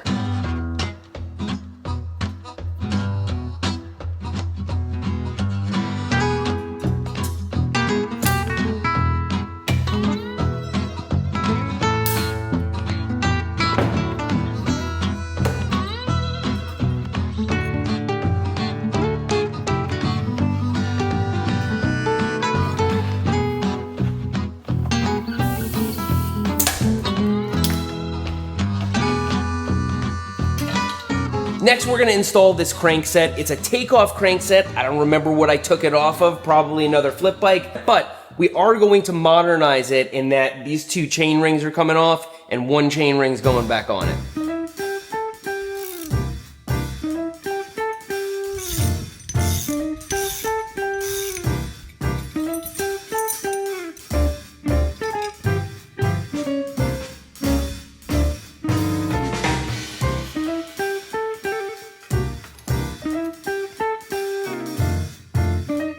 So now that our cranks are installed, we can have some real fun. There's a lot more to do on this bike, but we're gonna get into one more nightmare. What gets installed on cranks?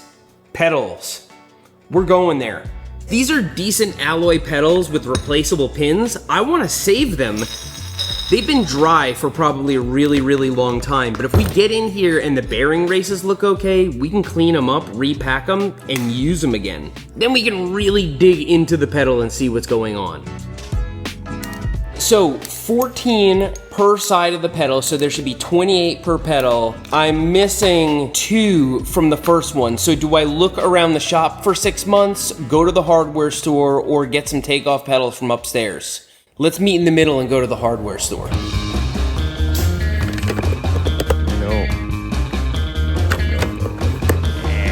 They redid the entire hardware aisle here, and while that's great, where they used to keep the ball bearings is no longer here. So I'm gonna leave this in the video because it's a teaching moment, but also I wanna have an old man moment and reminisce about riding my bike to Radio Shack to buy a single diode. You can't buy anything in stores anymore, and that's increasingly so. A couple of months ago, I could have gotten that ball bearing. But we still have tomorrow, and I can have these ball bearings by 4 a.m., so we're not gonna give up on the pedals. Let's move on to the drivetrain.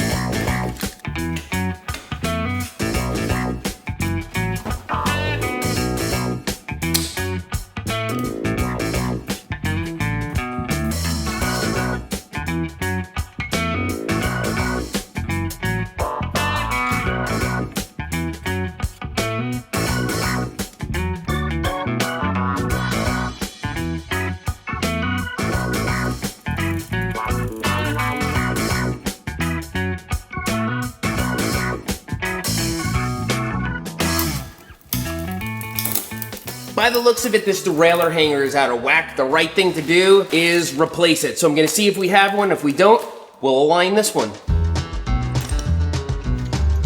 Now, using a gauge to align a derailleur hanger is perfectly fine, perfectly kosher, depending on how many times it's been done, but seeing that we're repacking the bearings and doing all this work, the right thing to do is to send them home with a brand new derailleur hanger.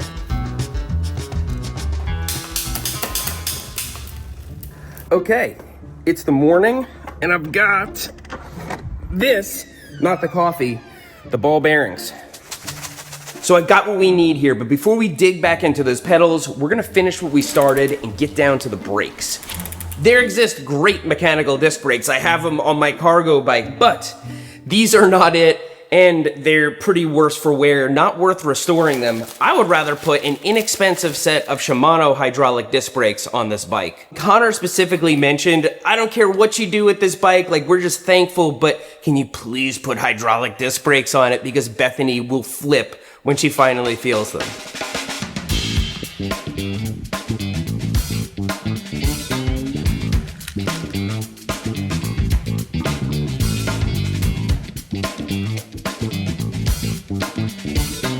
The bike first came with these 160mm rotors. I changed the front one to 180.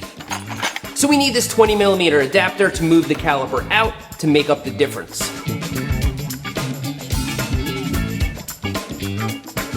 I know we've gone over this a million times, but you leave the caliper bolt loose, and then when you squeeze the brake lever, it actually aligns it, and then you tighten it down, centered with the rotor.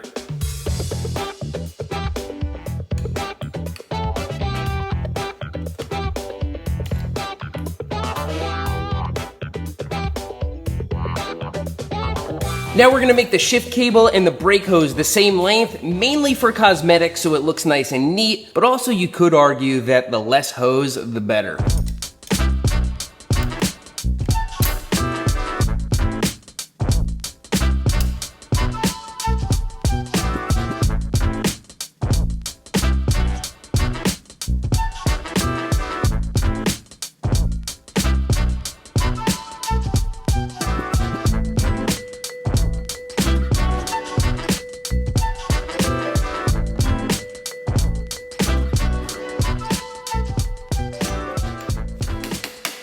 I considered drilling the frame for a dropper post, but not that many dropper posts that size, and this kind of goes more with the theme of the bike. You can adjust the seat this way. It's a lot like those KS Exaform dropper posts, only this one starts with a KO, just like Kona, Kong Ming car.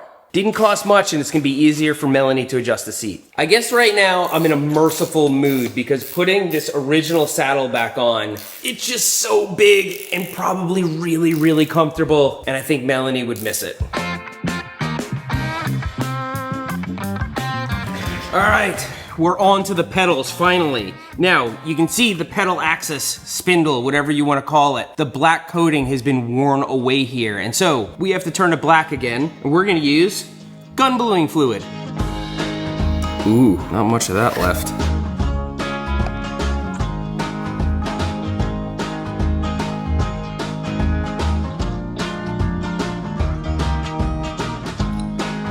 So that's one side of one pedal. Long ago, there might have been a piece of rubber over here that blocked ingress. I am going to use this little O-ring and see if it fits around here and doesn't rub too much. Actually, quite nice.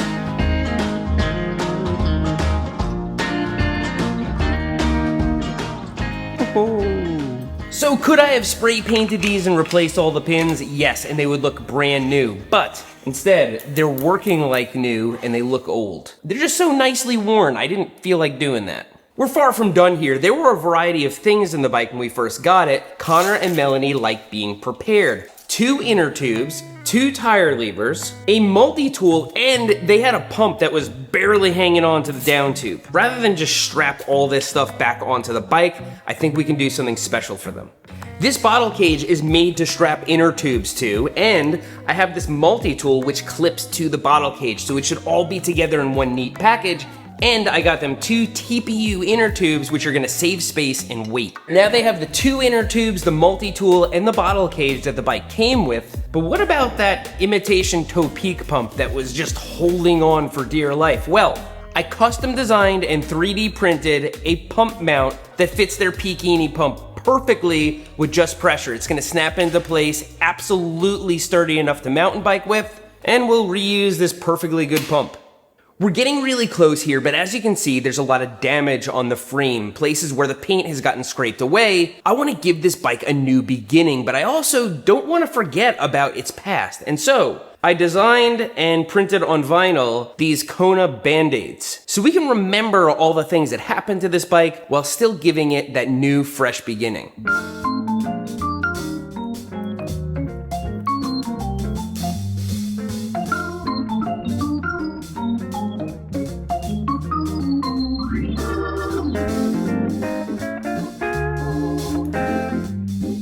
All right, with the Band-Aids installed, I think it's time to stare at this bike.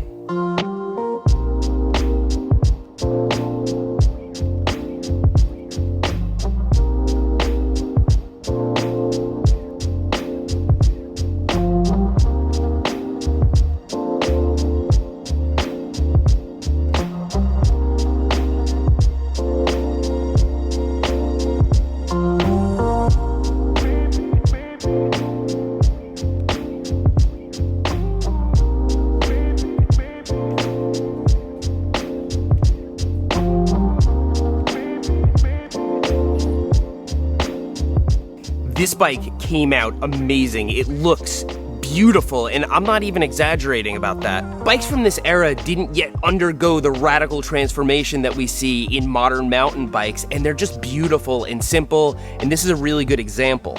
But I'm gonna prepare to ride with Bethany and Connor, and there are a few things I have to do. First of all, I forgot the tire levers. They have to get strapped back on there. Second of all, I accidentally put the pedal bodies on the wrong spindles. And so in all that restoration, the right pedal is on the left and the left pedal is on the right. It's not as simple as swapping them. I actually have to take them apart and transfer the spindles. Some of you may have also noticed that I changed the saddle. I just couldn't deal with that Nishiki saddle. I will hand it to them, and if they want to install it, they can. And finally, I did say in this video that I wanted this to get them another 5 years. I think this will get them another 10. If you stole bikes in the hood as a kid, you know exactly how to do this.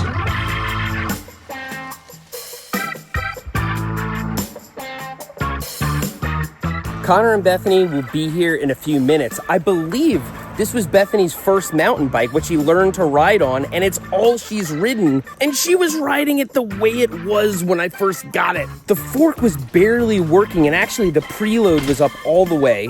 The drivetrain made all sorts of noise. The hubs needed service. I'm surprised the bike could even steer with the way the headset was. And those prolapse brakes were really bad. So I'm gonna leave this bike here, hope that nobody steals it, and meet them in the parking lot.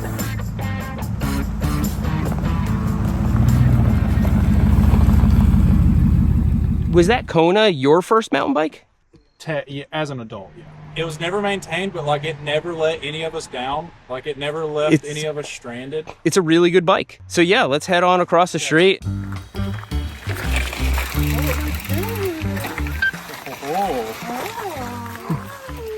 Dude, that is sick. Oh, it's got Band-Aids on it. Oh, you noticed the Band-Aids. Those are custom. They cover up all of the gouges in there. And that is the same pump that you had, but I designed a new mount for it, so it just snaps in and out of place there. This is a new drivetrain as well, just shifting on the right side, and that's gonna do everything. The derailleur has a clutch, so that big thing that was wrapped around there to stop the chain from hitting. No more slapping. You can just reach down and change the saddle height on the fly like that. So if you're going down something, you can drop it. Feel the brakes. Oh, that's so nice. Now I feel safe. Let's head down the trail. I am beyond excited for today's build. Judy, Sparky, and Roy are all lucky to have a loving home. They were all rescued by Kennedy, a vet tech here in Asheville. Kennedy has had a rough year with personal losses, medical issues of his own, and a mandate from his doctor to get more exercise. His doctor was telling him that he needed more cardio in his life. He wanted a bike that he could use to pull his dogs in a trailer. But did he understand what that entails? Absolutely not. I don't even know the last time the guy's ridden a bike. It was Kennedy's boss, Dr. Keto, who brought his story to my attention, and he's gonna need some help. So we have 3 rescue dogs and their deserving human who all want to ride. It sounds as simple as a bike with a trailer, but we have a few details to work out. He rescues dogs, we're gonna rescue this bike. From what? Well, me. I turned this Salsa Timberjack into a single-speed mountain bike, and then I took it apart and made it into a tactical commuter bike. Then I put different wheels on it and turned it into a Velcro climbing bike, which didn't work very well. Our Timberjack has been nothing more than a science experiment since day one, and it's time we give it a loving home. But it's also the perfect bike for this because it's very flexible, it has a dropper post for easy mounting and dismounting while towing, and it's a size small. Kennedy is my height, but he's lighter. And actually, that raises an important question. How is he gonna tow an 80-pound Labrador around Asheville with this? But that's no problem at all. We can just build him an e-bike for towing, right?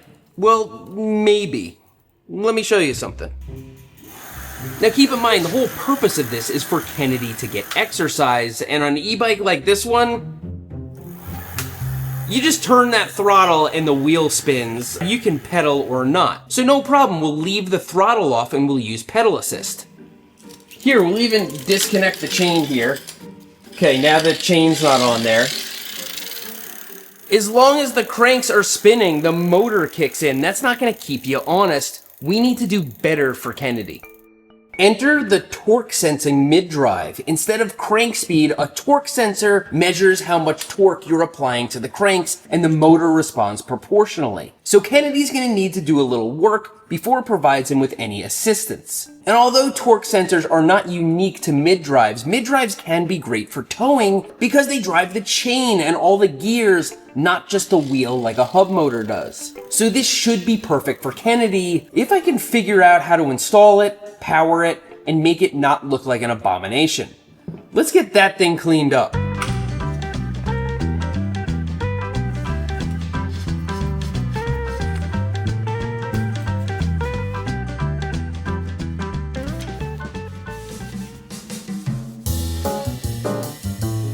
So let me show you how this is gonna work. This mid motor goes in here like so. So we've got a slight problem here. It doesn't fit. I can sort of get it to fit, but then it's not gonna be aligned with the bike and there's no way to fix it.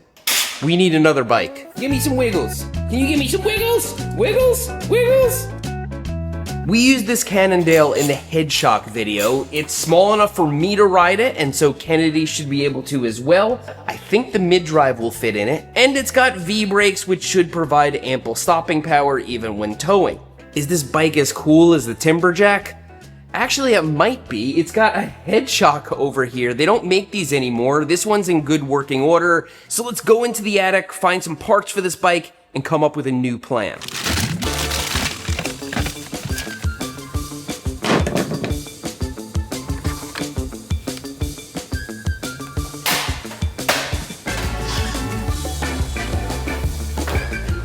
We've got parts.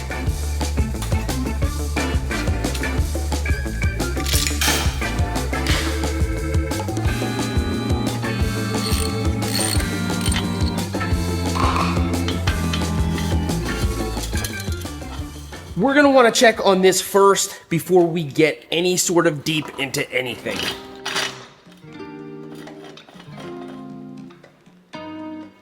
Yes, we have a fit.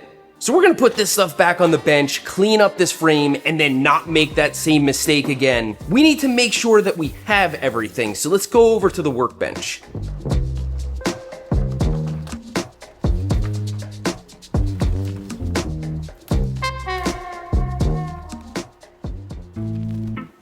Okay, there's actually not much to this. We have the motor here with 3 wires coming out of it. One goes up to the screen. So there's a screen and a controller that get mounted to the handlebars. Easy. The other one is a wheel speed sensor, and this little sensor is gonna go on a spoke, and this is gonna get mounted to the chainstay or something, and it's gonna sense the wheel. The more complicated one is the last set of wires, the positive and negative. We have to connect this to a battery. I didn't buy this with a battery, and so I think I found one. In theory, this battery should work because it's 48 volts and the system is 48 volts. But this was actually meant for the Revo. So it fits on this kind of weird rail and it plugs into some terminals over there. It's a good, safe battery and everything. I don't want it to become e-waste, but we don't have a way to mount this to the bike or get the power out of the back. Let's start with power delivery. That mid-drive uses an XT60 connector, which I happen to love. So if we take off the back of this battery and access the wire somehow, I think we can put a little pigtail on it with an XT60 connector. There's a bunch of stuff going on here because actually there's a charge port and I don't know, maybe there's a heat sensor or something like that. I'm only concerned with the 2 wires that deliver power to the bike, and I can plainly see which ones they are because they're on the opposite side of the terminals that would connect to the Revo. So we're gonna drill a hole right here. We're going to cut these 2 wires, and then we're going to install our XT60 pigtail, and I'm gonna show you how we'll do it.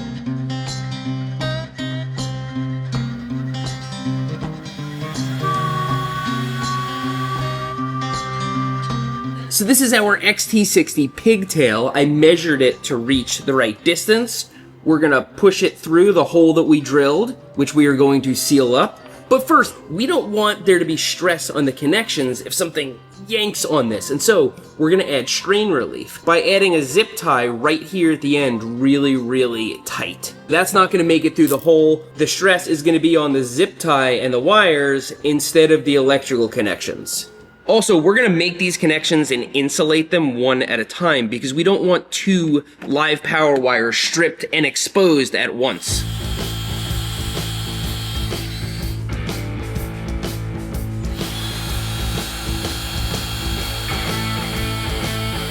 Okay, we should be getting some kind of voltage in the high 40s here. Okay, we're gonna check our little XT60. Yes! 46.7 volts. That means this battery could use a little bit of charging, but it's working.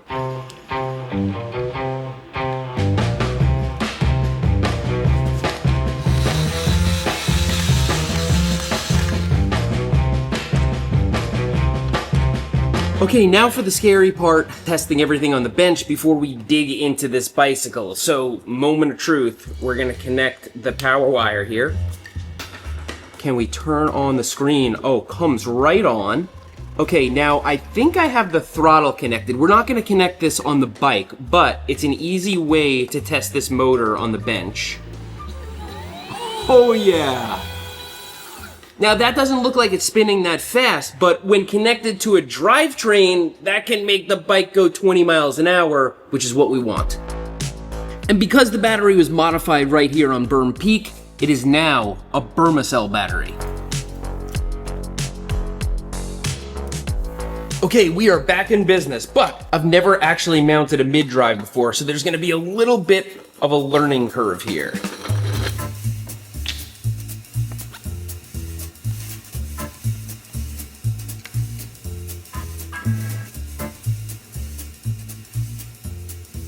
The instructions just kind of show you what it should look like if it's right, but they don't tell you what to do. If it's not, they included spacers, and so I'm assuming I need to get these spacers right so that the exposed axle on the left side is 11 millimeters. Close enough.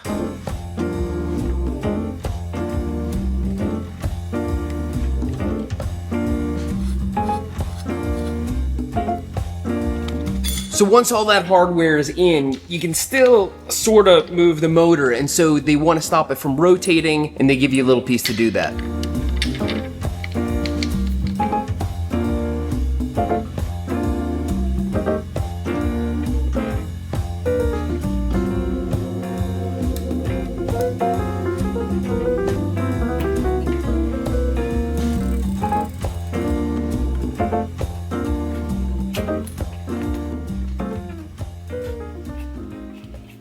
Check it out. You spin the wheel, you hear it hitting the brake pad? Exact spoke that I would need to tighten to make it straight again, it is completely detached. The spoke is not broken, it is the spoke nipple that is broken. So, We're gonna have to get inside this wheel and see if it's salvageable. Hopefully we can just replace the nipple and the wheel is straight and everything works again.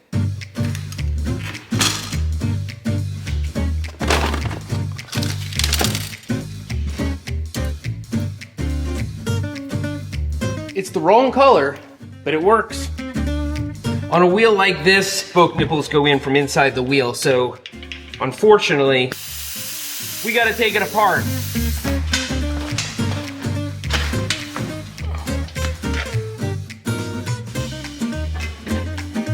So to get in there, this rim tape is gonna have to come off.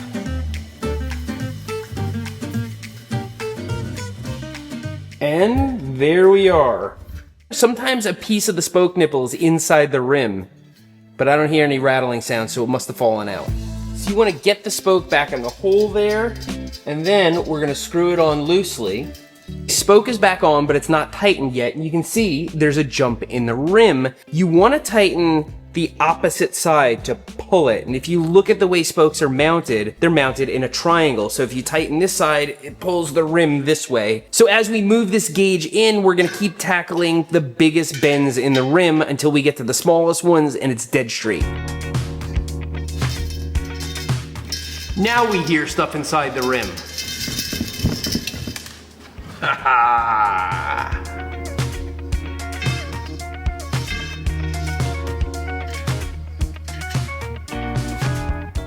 And it's straight again.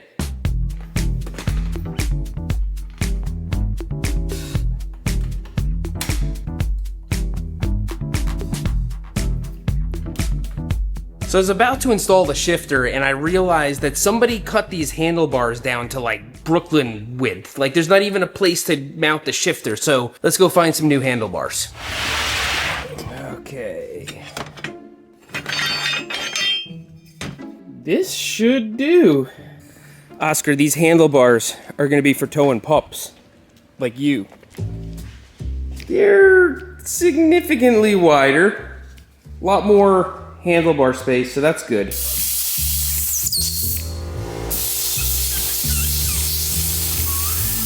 It's rare that grips don't just fly right off from that. Freaking like cold welded onto this.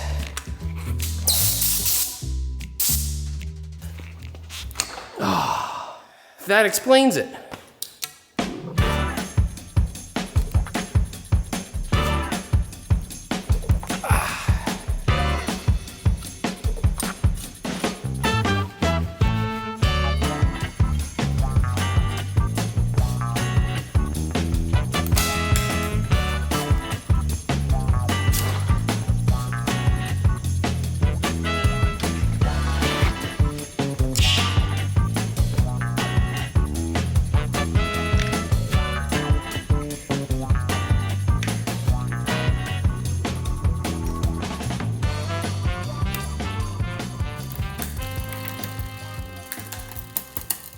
I've been having a heck of a time trying to get the shifting working, and the chain line here is just way out of whack. I wouldn't expect any derailleur to be able to handle this. I'm gonna go against the instructions and actually move this whole mid-drive this way. Sometimes you have to make the right call because you just know how things are supposed to work, and this is not working.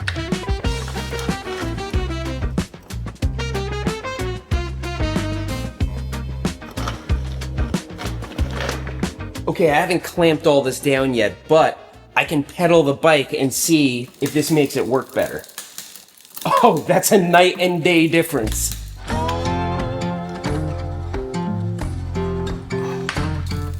It doesn't just shift better now, it shifts perfectly, and that's important. That's what we need, because a mid-drive is gonna put all this power at the back of the bike. That's why I chose a steel cassette and a 9-speed drivetrain with a heavy chain. I think it's worth the trade-off in this case, but that chain line would have caused us some serious problems. So from here, we're gonna get into the wiring and the electronics. That battery has me worried. I don't know how we are going to mount it here, but I've got some ideas.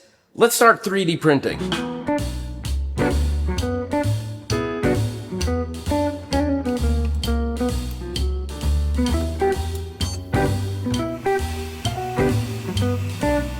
This battery was originally meant for the Revo, and so they had built some kind of a rail system and a lock to make it fit into place. We don't have that kind of technology here, but we can 3D print some stuff to kind of hold it centered, and then we can use a strap to hold it down. This channel over here is going to be how we locate the battery in place. Then we're going to use the bottle cage mount and double-sided adhesive. This is like really in place, but it wouldn't stay put if the bike crashed. And so we're gonna be using Volley straps to hold it in place, and then the 3D printed mounts are gonna keep it from moving anywhere else. It's as polished as it's gonna get here at Burn Peak. Everything's connected, everything's installed. It's kind of the moment of truth to see if this turns on and works.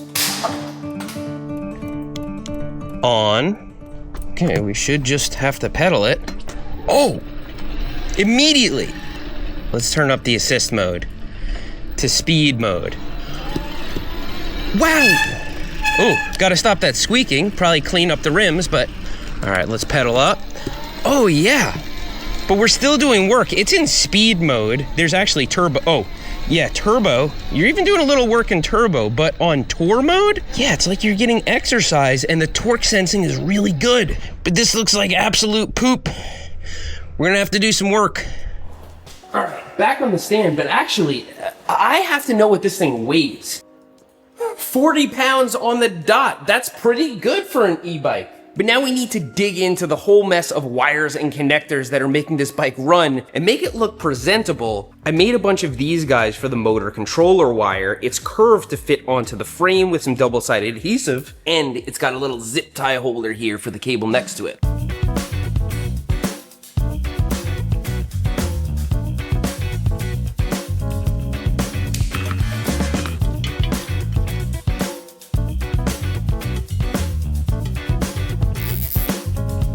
Our down tube's all cleaned up, but I left all the excess wire up at the front of the bike because I think I have a solution to hide it all. I 3D printed this little shroud that snaps onto the stem and gives me a little space inside of it to bundle wires.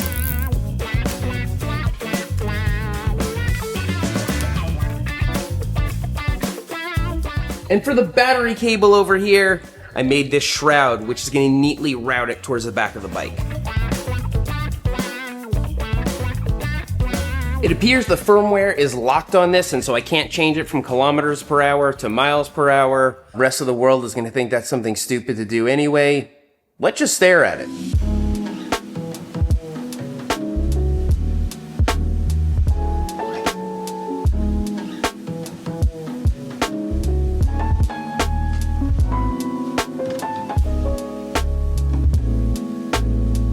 So it looks good. We went through great efforts to make sure that all the wires were hidden and it looked polished, not like a DIY e-bike. He's got a custom Burmacell battery, and perhaps best of all, the head shock, which is super smooth when you're going over bumps. But now we've got to test it and see how well it tows.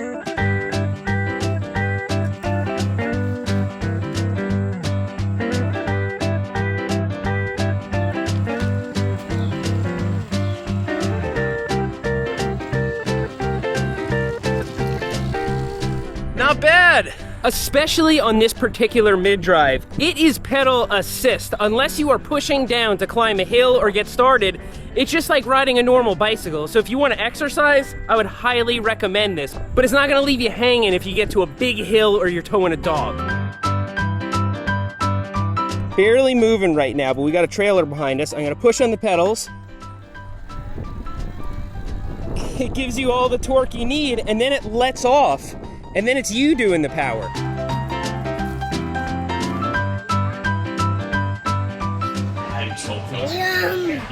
So this thing feels really good. You're actually driving the gears, and so you can tow uphill. It doesn't matter how much weight is back there, but it's there if he needs it. And speaking of Kennedy, we've got to get this bike to him and his dog so he can start using it.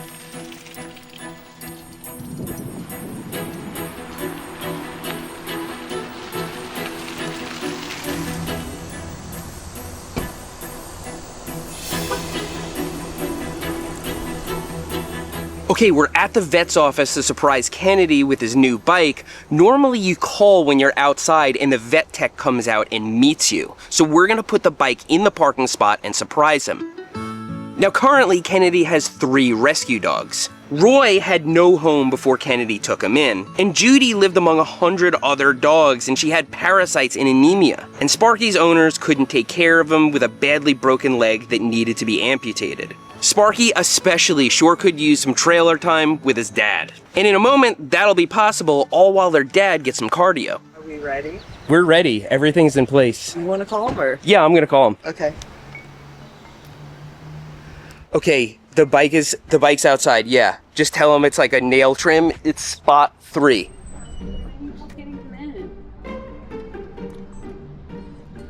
Oh my gosh! Holy crap! Do you even know what you're looking at here? I have no idea.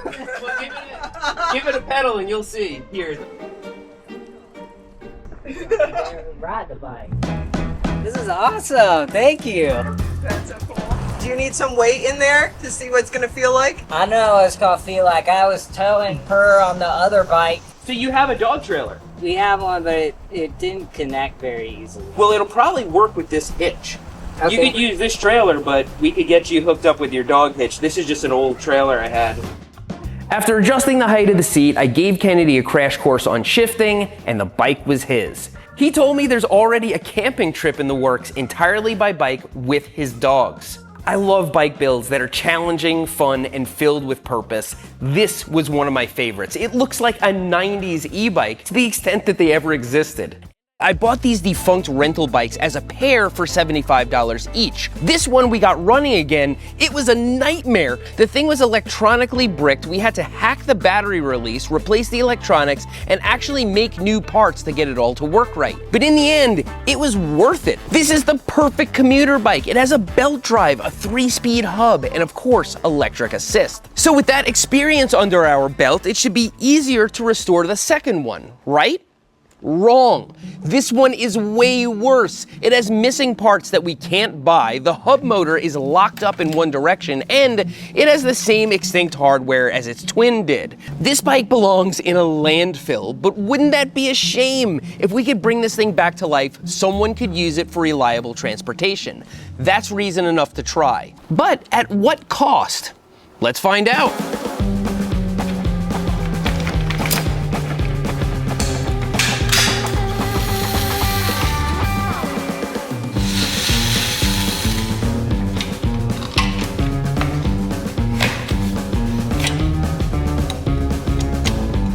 I am now remembering why I never wanted to look at one of these bikes ever again. They are such a pain to work on. I am doing all this to get the front wheel off. This is the moment that could bring us to the landfill. To find another front wheel hub motor with all these features is gonna be prohibitively expensive. This is the can of worms to end all cans of worms, and so it's the first thing we're gonna get into. I don't wanna sink a bunch of time into this bike to find out that this is impossible. This little screw over here is loose. Could it be securing something inside of here that is now jammed up? I'm gonna try tightening that and then see if the wheel turns, and then this is the moment of truth. The power is connected to the other bike. It's got the same connector. I have an extension cable. Turn it on, hit the throttle switch very lightly, and we'll see if anything explodes. Not a thing.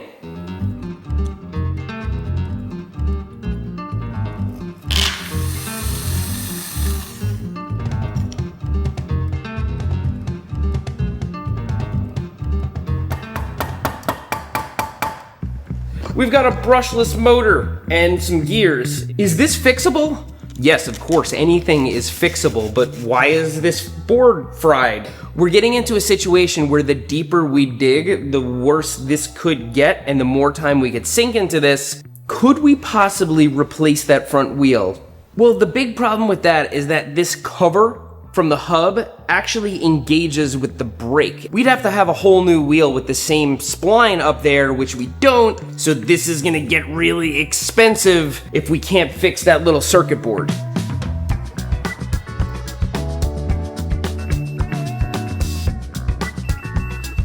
These traces all look like they're broken, but actually I'm getting continuity across every single one of them. We have to dig deeper.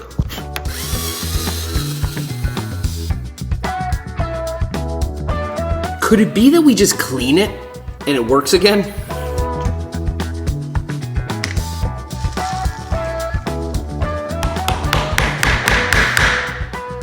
This motor is completely toast. There's no way we're getting it working again. We could if it was the apocalypse, but I wouldn't feel good about it. This bike's either going to the landfill or we're gonna replace that front wheel. I have one, a hub motor front wheel. It'll work if I make some spacers for it, but we're not gonna be able to get that front brake working. I thought of getting a disc brake to work on it by drilling custom mounts. No can do. There's nowhere to mount a rim brake. And yes, we could find an old fork that fits this bike. It's not gonna match, and honestly, I don't wanna keep pouring more and more parts into this thing. So we're gonna build a bike that only has a rear brake. I love redundancy, but that rear brake there is really reliable. So at least we know that this is the wheel we're using now. I'll make it fit. For now, we've got a lot of other stuff to do on this bike. So let's start tearing it apart and dig into the electronics. Now, as we disassemble this bike, some of the parts and wires are staying and some of them need to be replaced. This was once a rental bike that worked with an app, and there's no clean way to unlock the existing electronics. I know this after speaking with countless technicians and engineers familiar with these bikes.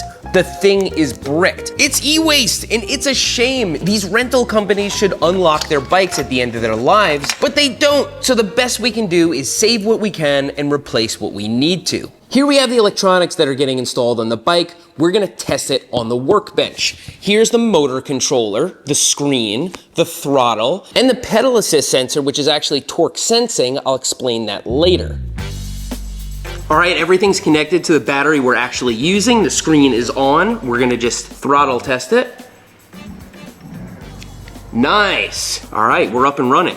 This is great. We know our electronics work, but there's a fair bit of stuff we're keeping on the bike. I've labeled all that, including the brake outputs, lights, and some of the wiring. But not all of this will just plug in or fit, so let's mount the controller and tackle each item one by one.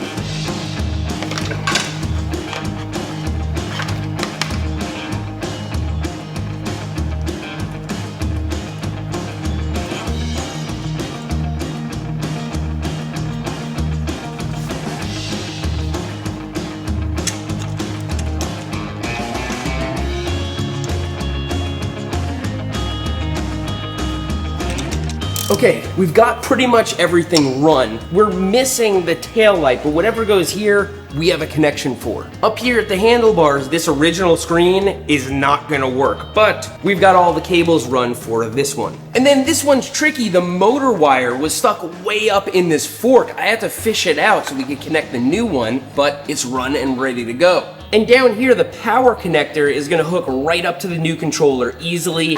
It even has the same ends here on the positive and negative, which I can't believe. But you might notice we're missing some pretty important things, like the latch that holds this battery into the bike. Let me take you over to this bike's twin and I'll show you how it's supposed to work. On this bike, the battery latch is intact. See, the battery is secured. If you flip this switch, it comes out. This was quite sophisticated. Originally, this bike had some kind of a key card scanner here. You'd swipe your transponder and the battery would pop out for service. We had to hack it and hook up this polarity reversing switch so that it would move the actuator in or out. We can't hack the other bike because there's nothing there to hack.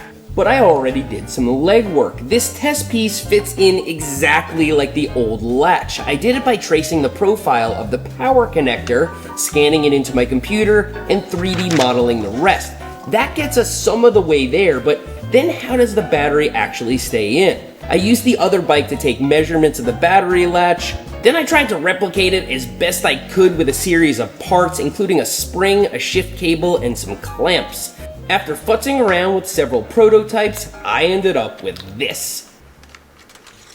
Let's see if it fits.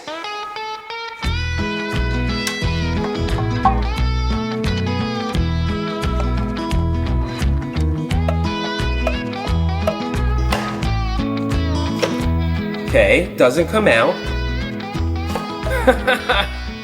It's like witchcraft. Doesn't fit perfectly. We're gonna have to make some adjustments, but when we do, we can print this out on some tougher filament, and I'll show you how it all goes together. Okay, these are on polycarbonate, so they're really tough. This is the latch body, and this is a latch bolt. we actually take a bicycle shift cable and put it through the latch bolt, just like this. And then the little end of the shift cable stops it from going any further. Then a spring fits into the back of the latch bolt. It all goes together into the latch body, and then as you can see, the spring makes it work. Then we have this little lever here. This is what actually pulls the cable through the latch body. The shift cable goes through it, it butts right up to the back, and then we put this little cable clamp on it. Once we've tightened the clamp, you pull this in any direction and it moves the latch bolt. What might look like clever engineering is just because I'm not precise enough to make it fit any other way.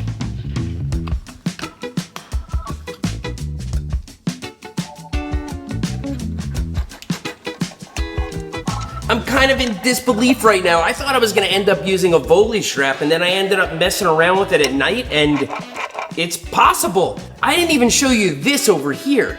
I'm just blown away that this is possible now. I'm gonna have to make a few adjustments to this, but once I do, I can connect the bottom part of the battery that actually supplies power, and we can start firing things up and getting this bike working.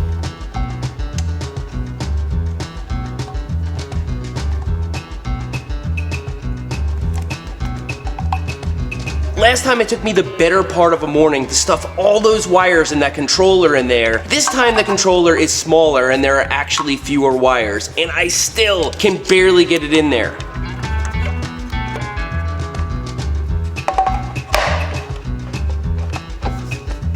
Having all this powered up is a nice milestone, but we're far from finished. We have to put the front wheel on, see if it spins.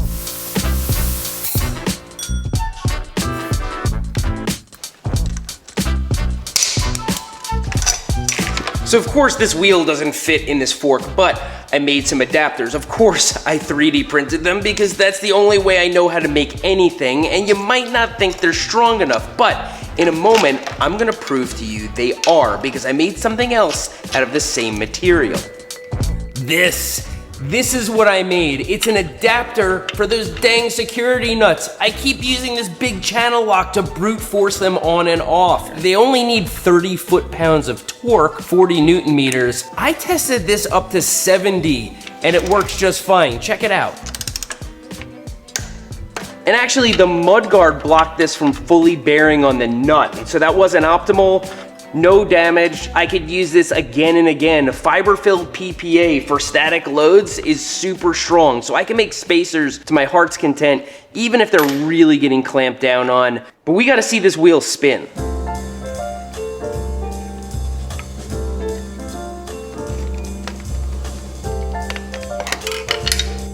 But does it work?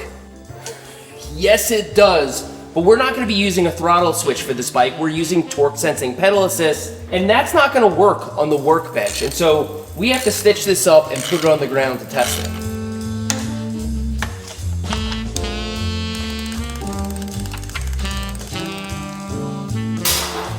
The weather's pretty bad now, so I gotta test this in the shop.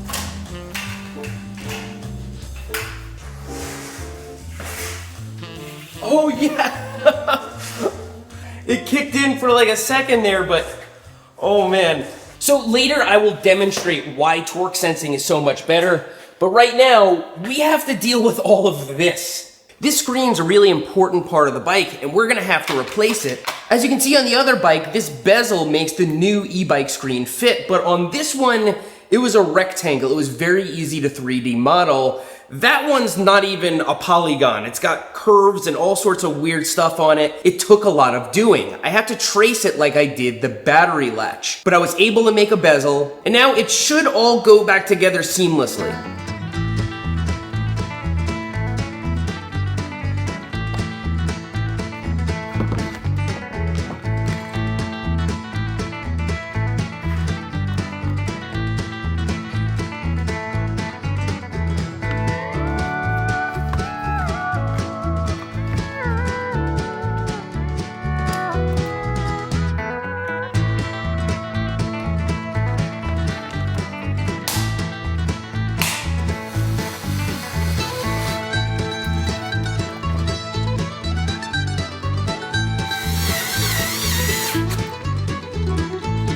So the headlight is not working. It's not there to light your path. It's there for safety. Most bikes don't have a headlight, but we want it working. I already tested the power plug. There's power going to the headlight, and it's still not working. We gotta take it apart and see what's going on.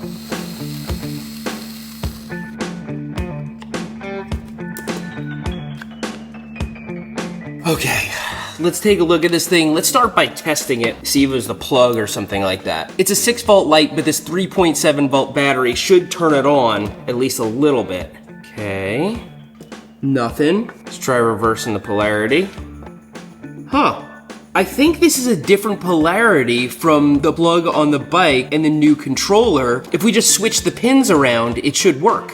So this here is the factory plug, and you can see there are these two little pins. If we pull those pins out with some care and snap them back in the other way, it should turn right on when we plug it into the new controller.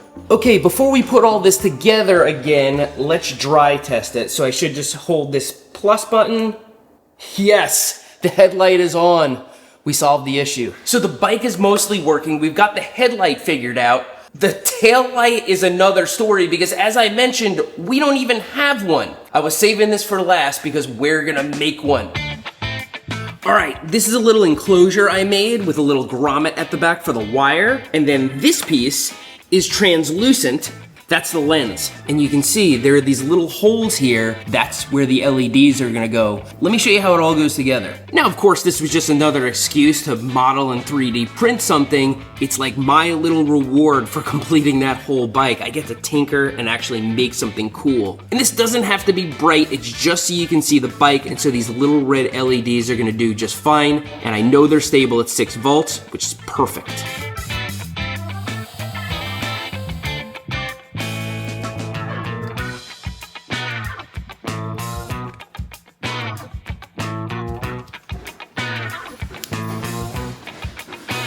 This bike is all but complete. It's almost ready to test ride. But first, I wanna see if we can peel off these old decals and do a little better.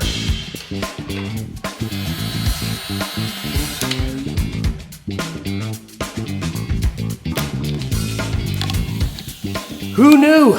There's another Gotcha logo under there. Now I have about an hour of adhesive removal to do, and we'll probably just leave it at that and stare at it.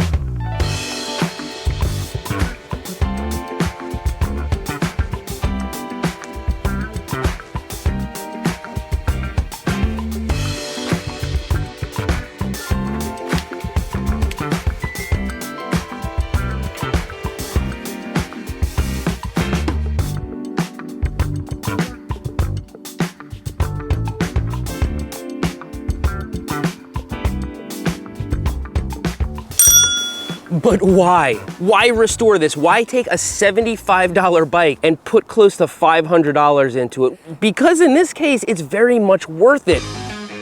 This bike has a belt drive, a Sturmey Archer hub, a big comfortable seat, super functional basket. To buy a bike like this with this type of function would cost you over $2,000 most likely. This thing is very low maintenance. I barely had to do anything to it besides the electronic. It's made like an appliance to just keep going and going. It'd be a perfect bike for somebody like my mom who wants a comfortable bike that's functional, that she doesn't have to maintain. And I must say, I like this bike a lot better than the other one, if only for the pneumatic tire in the front. It makes the ride quality way better. And that torque sensing pedal assist, it's just more fun. It's more rewarding. It feels like you're doing the work.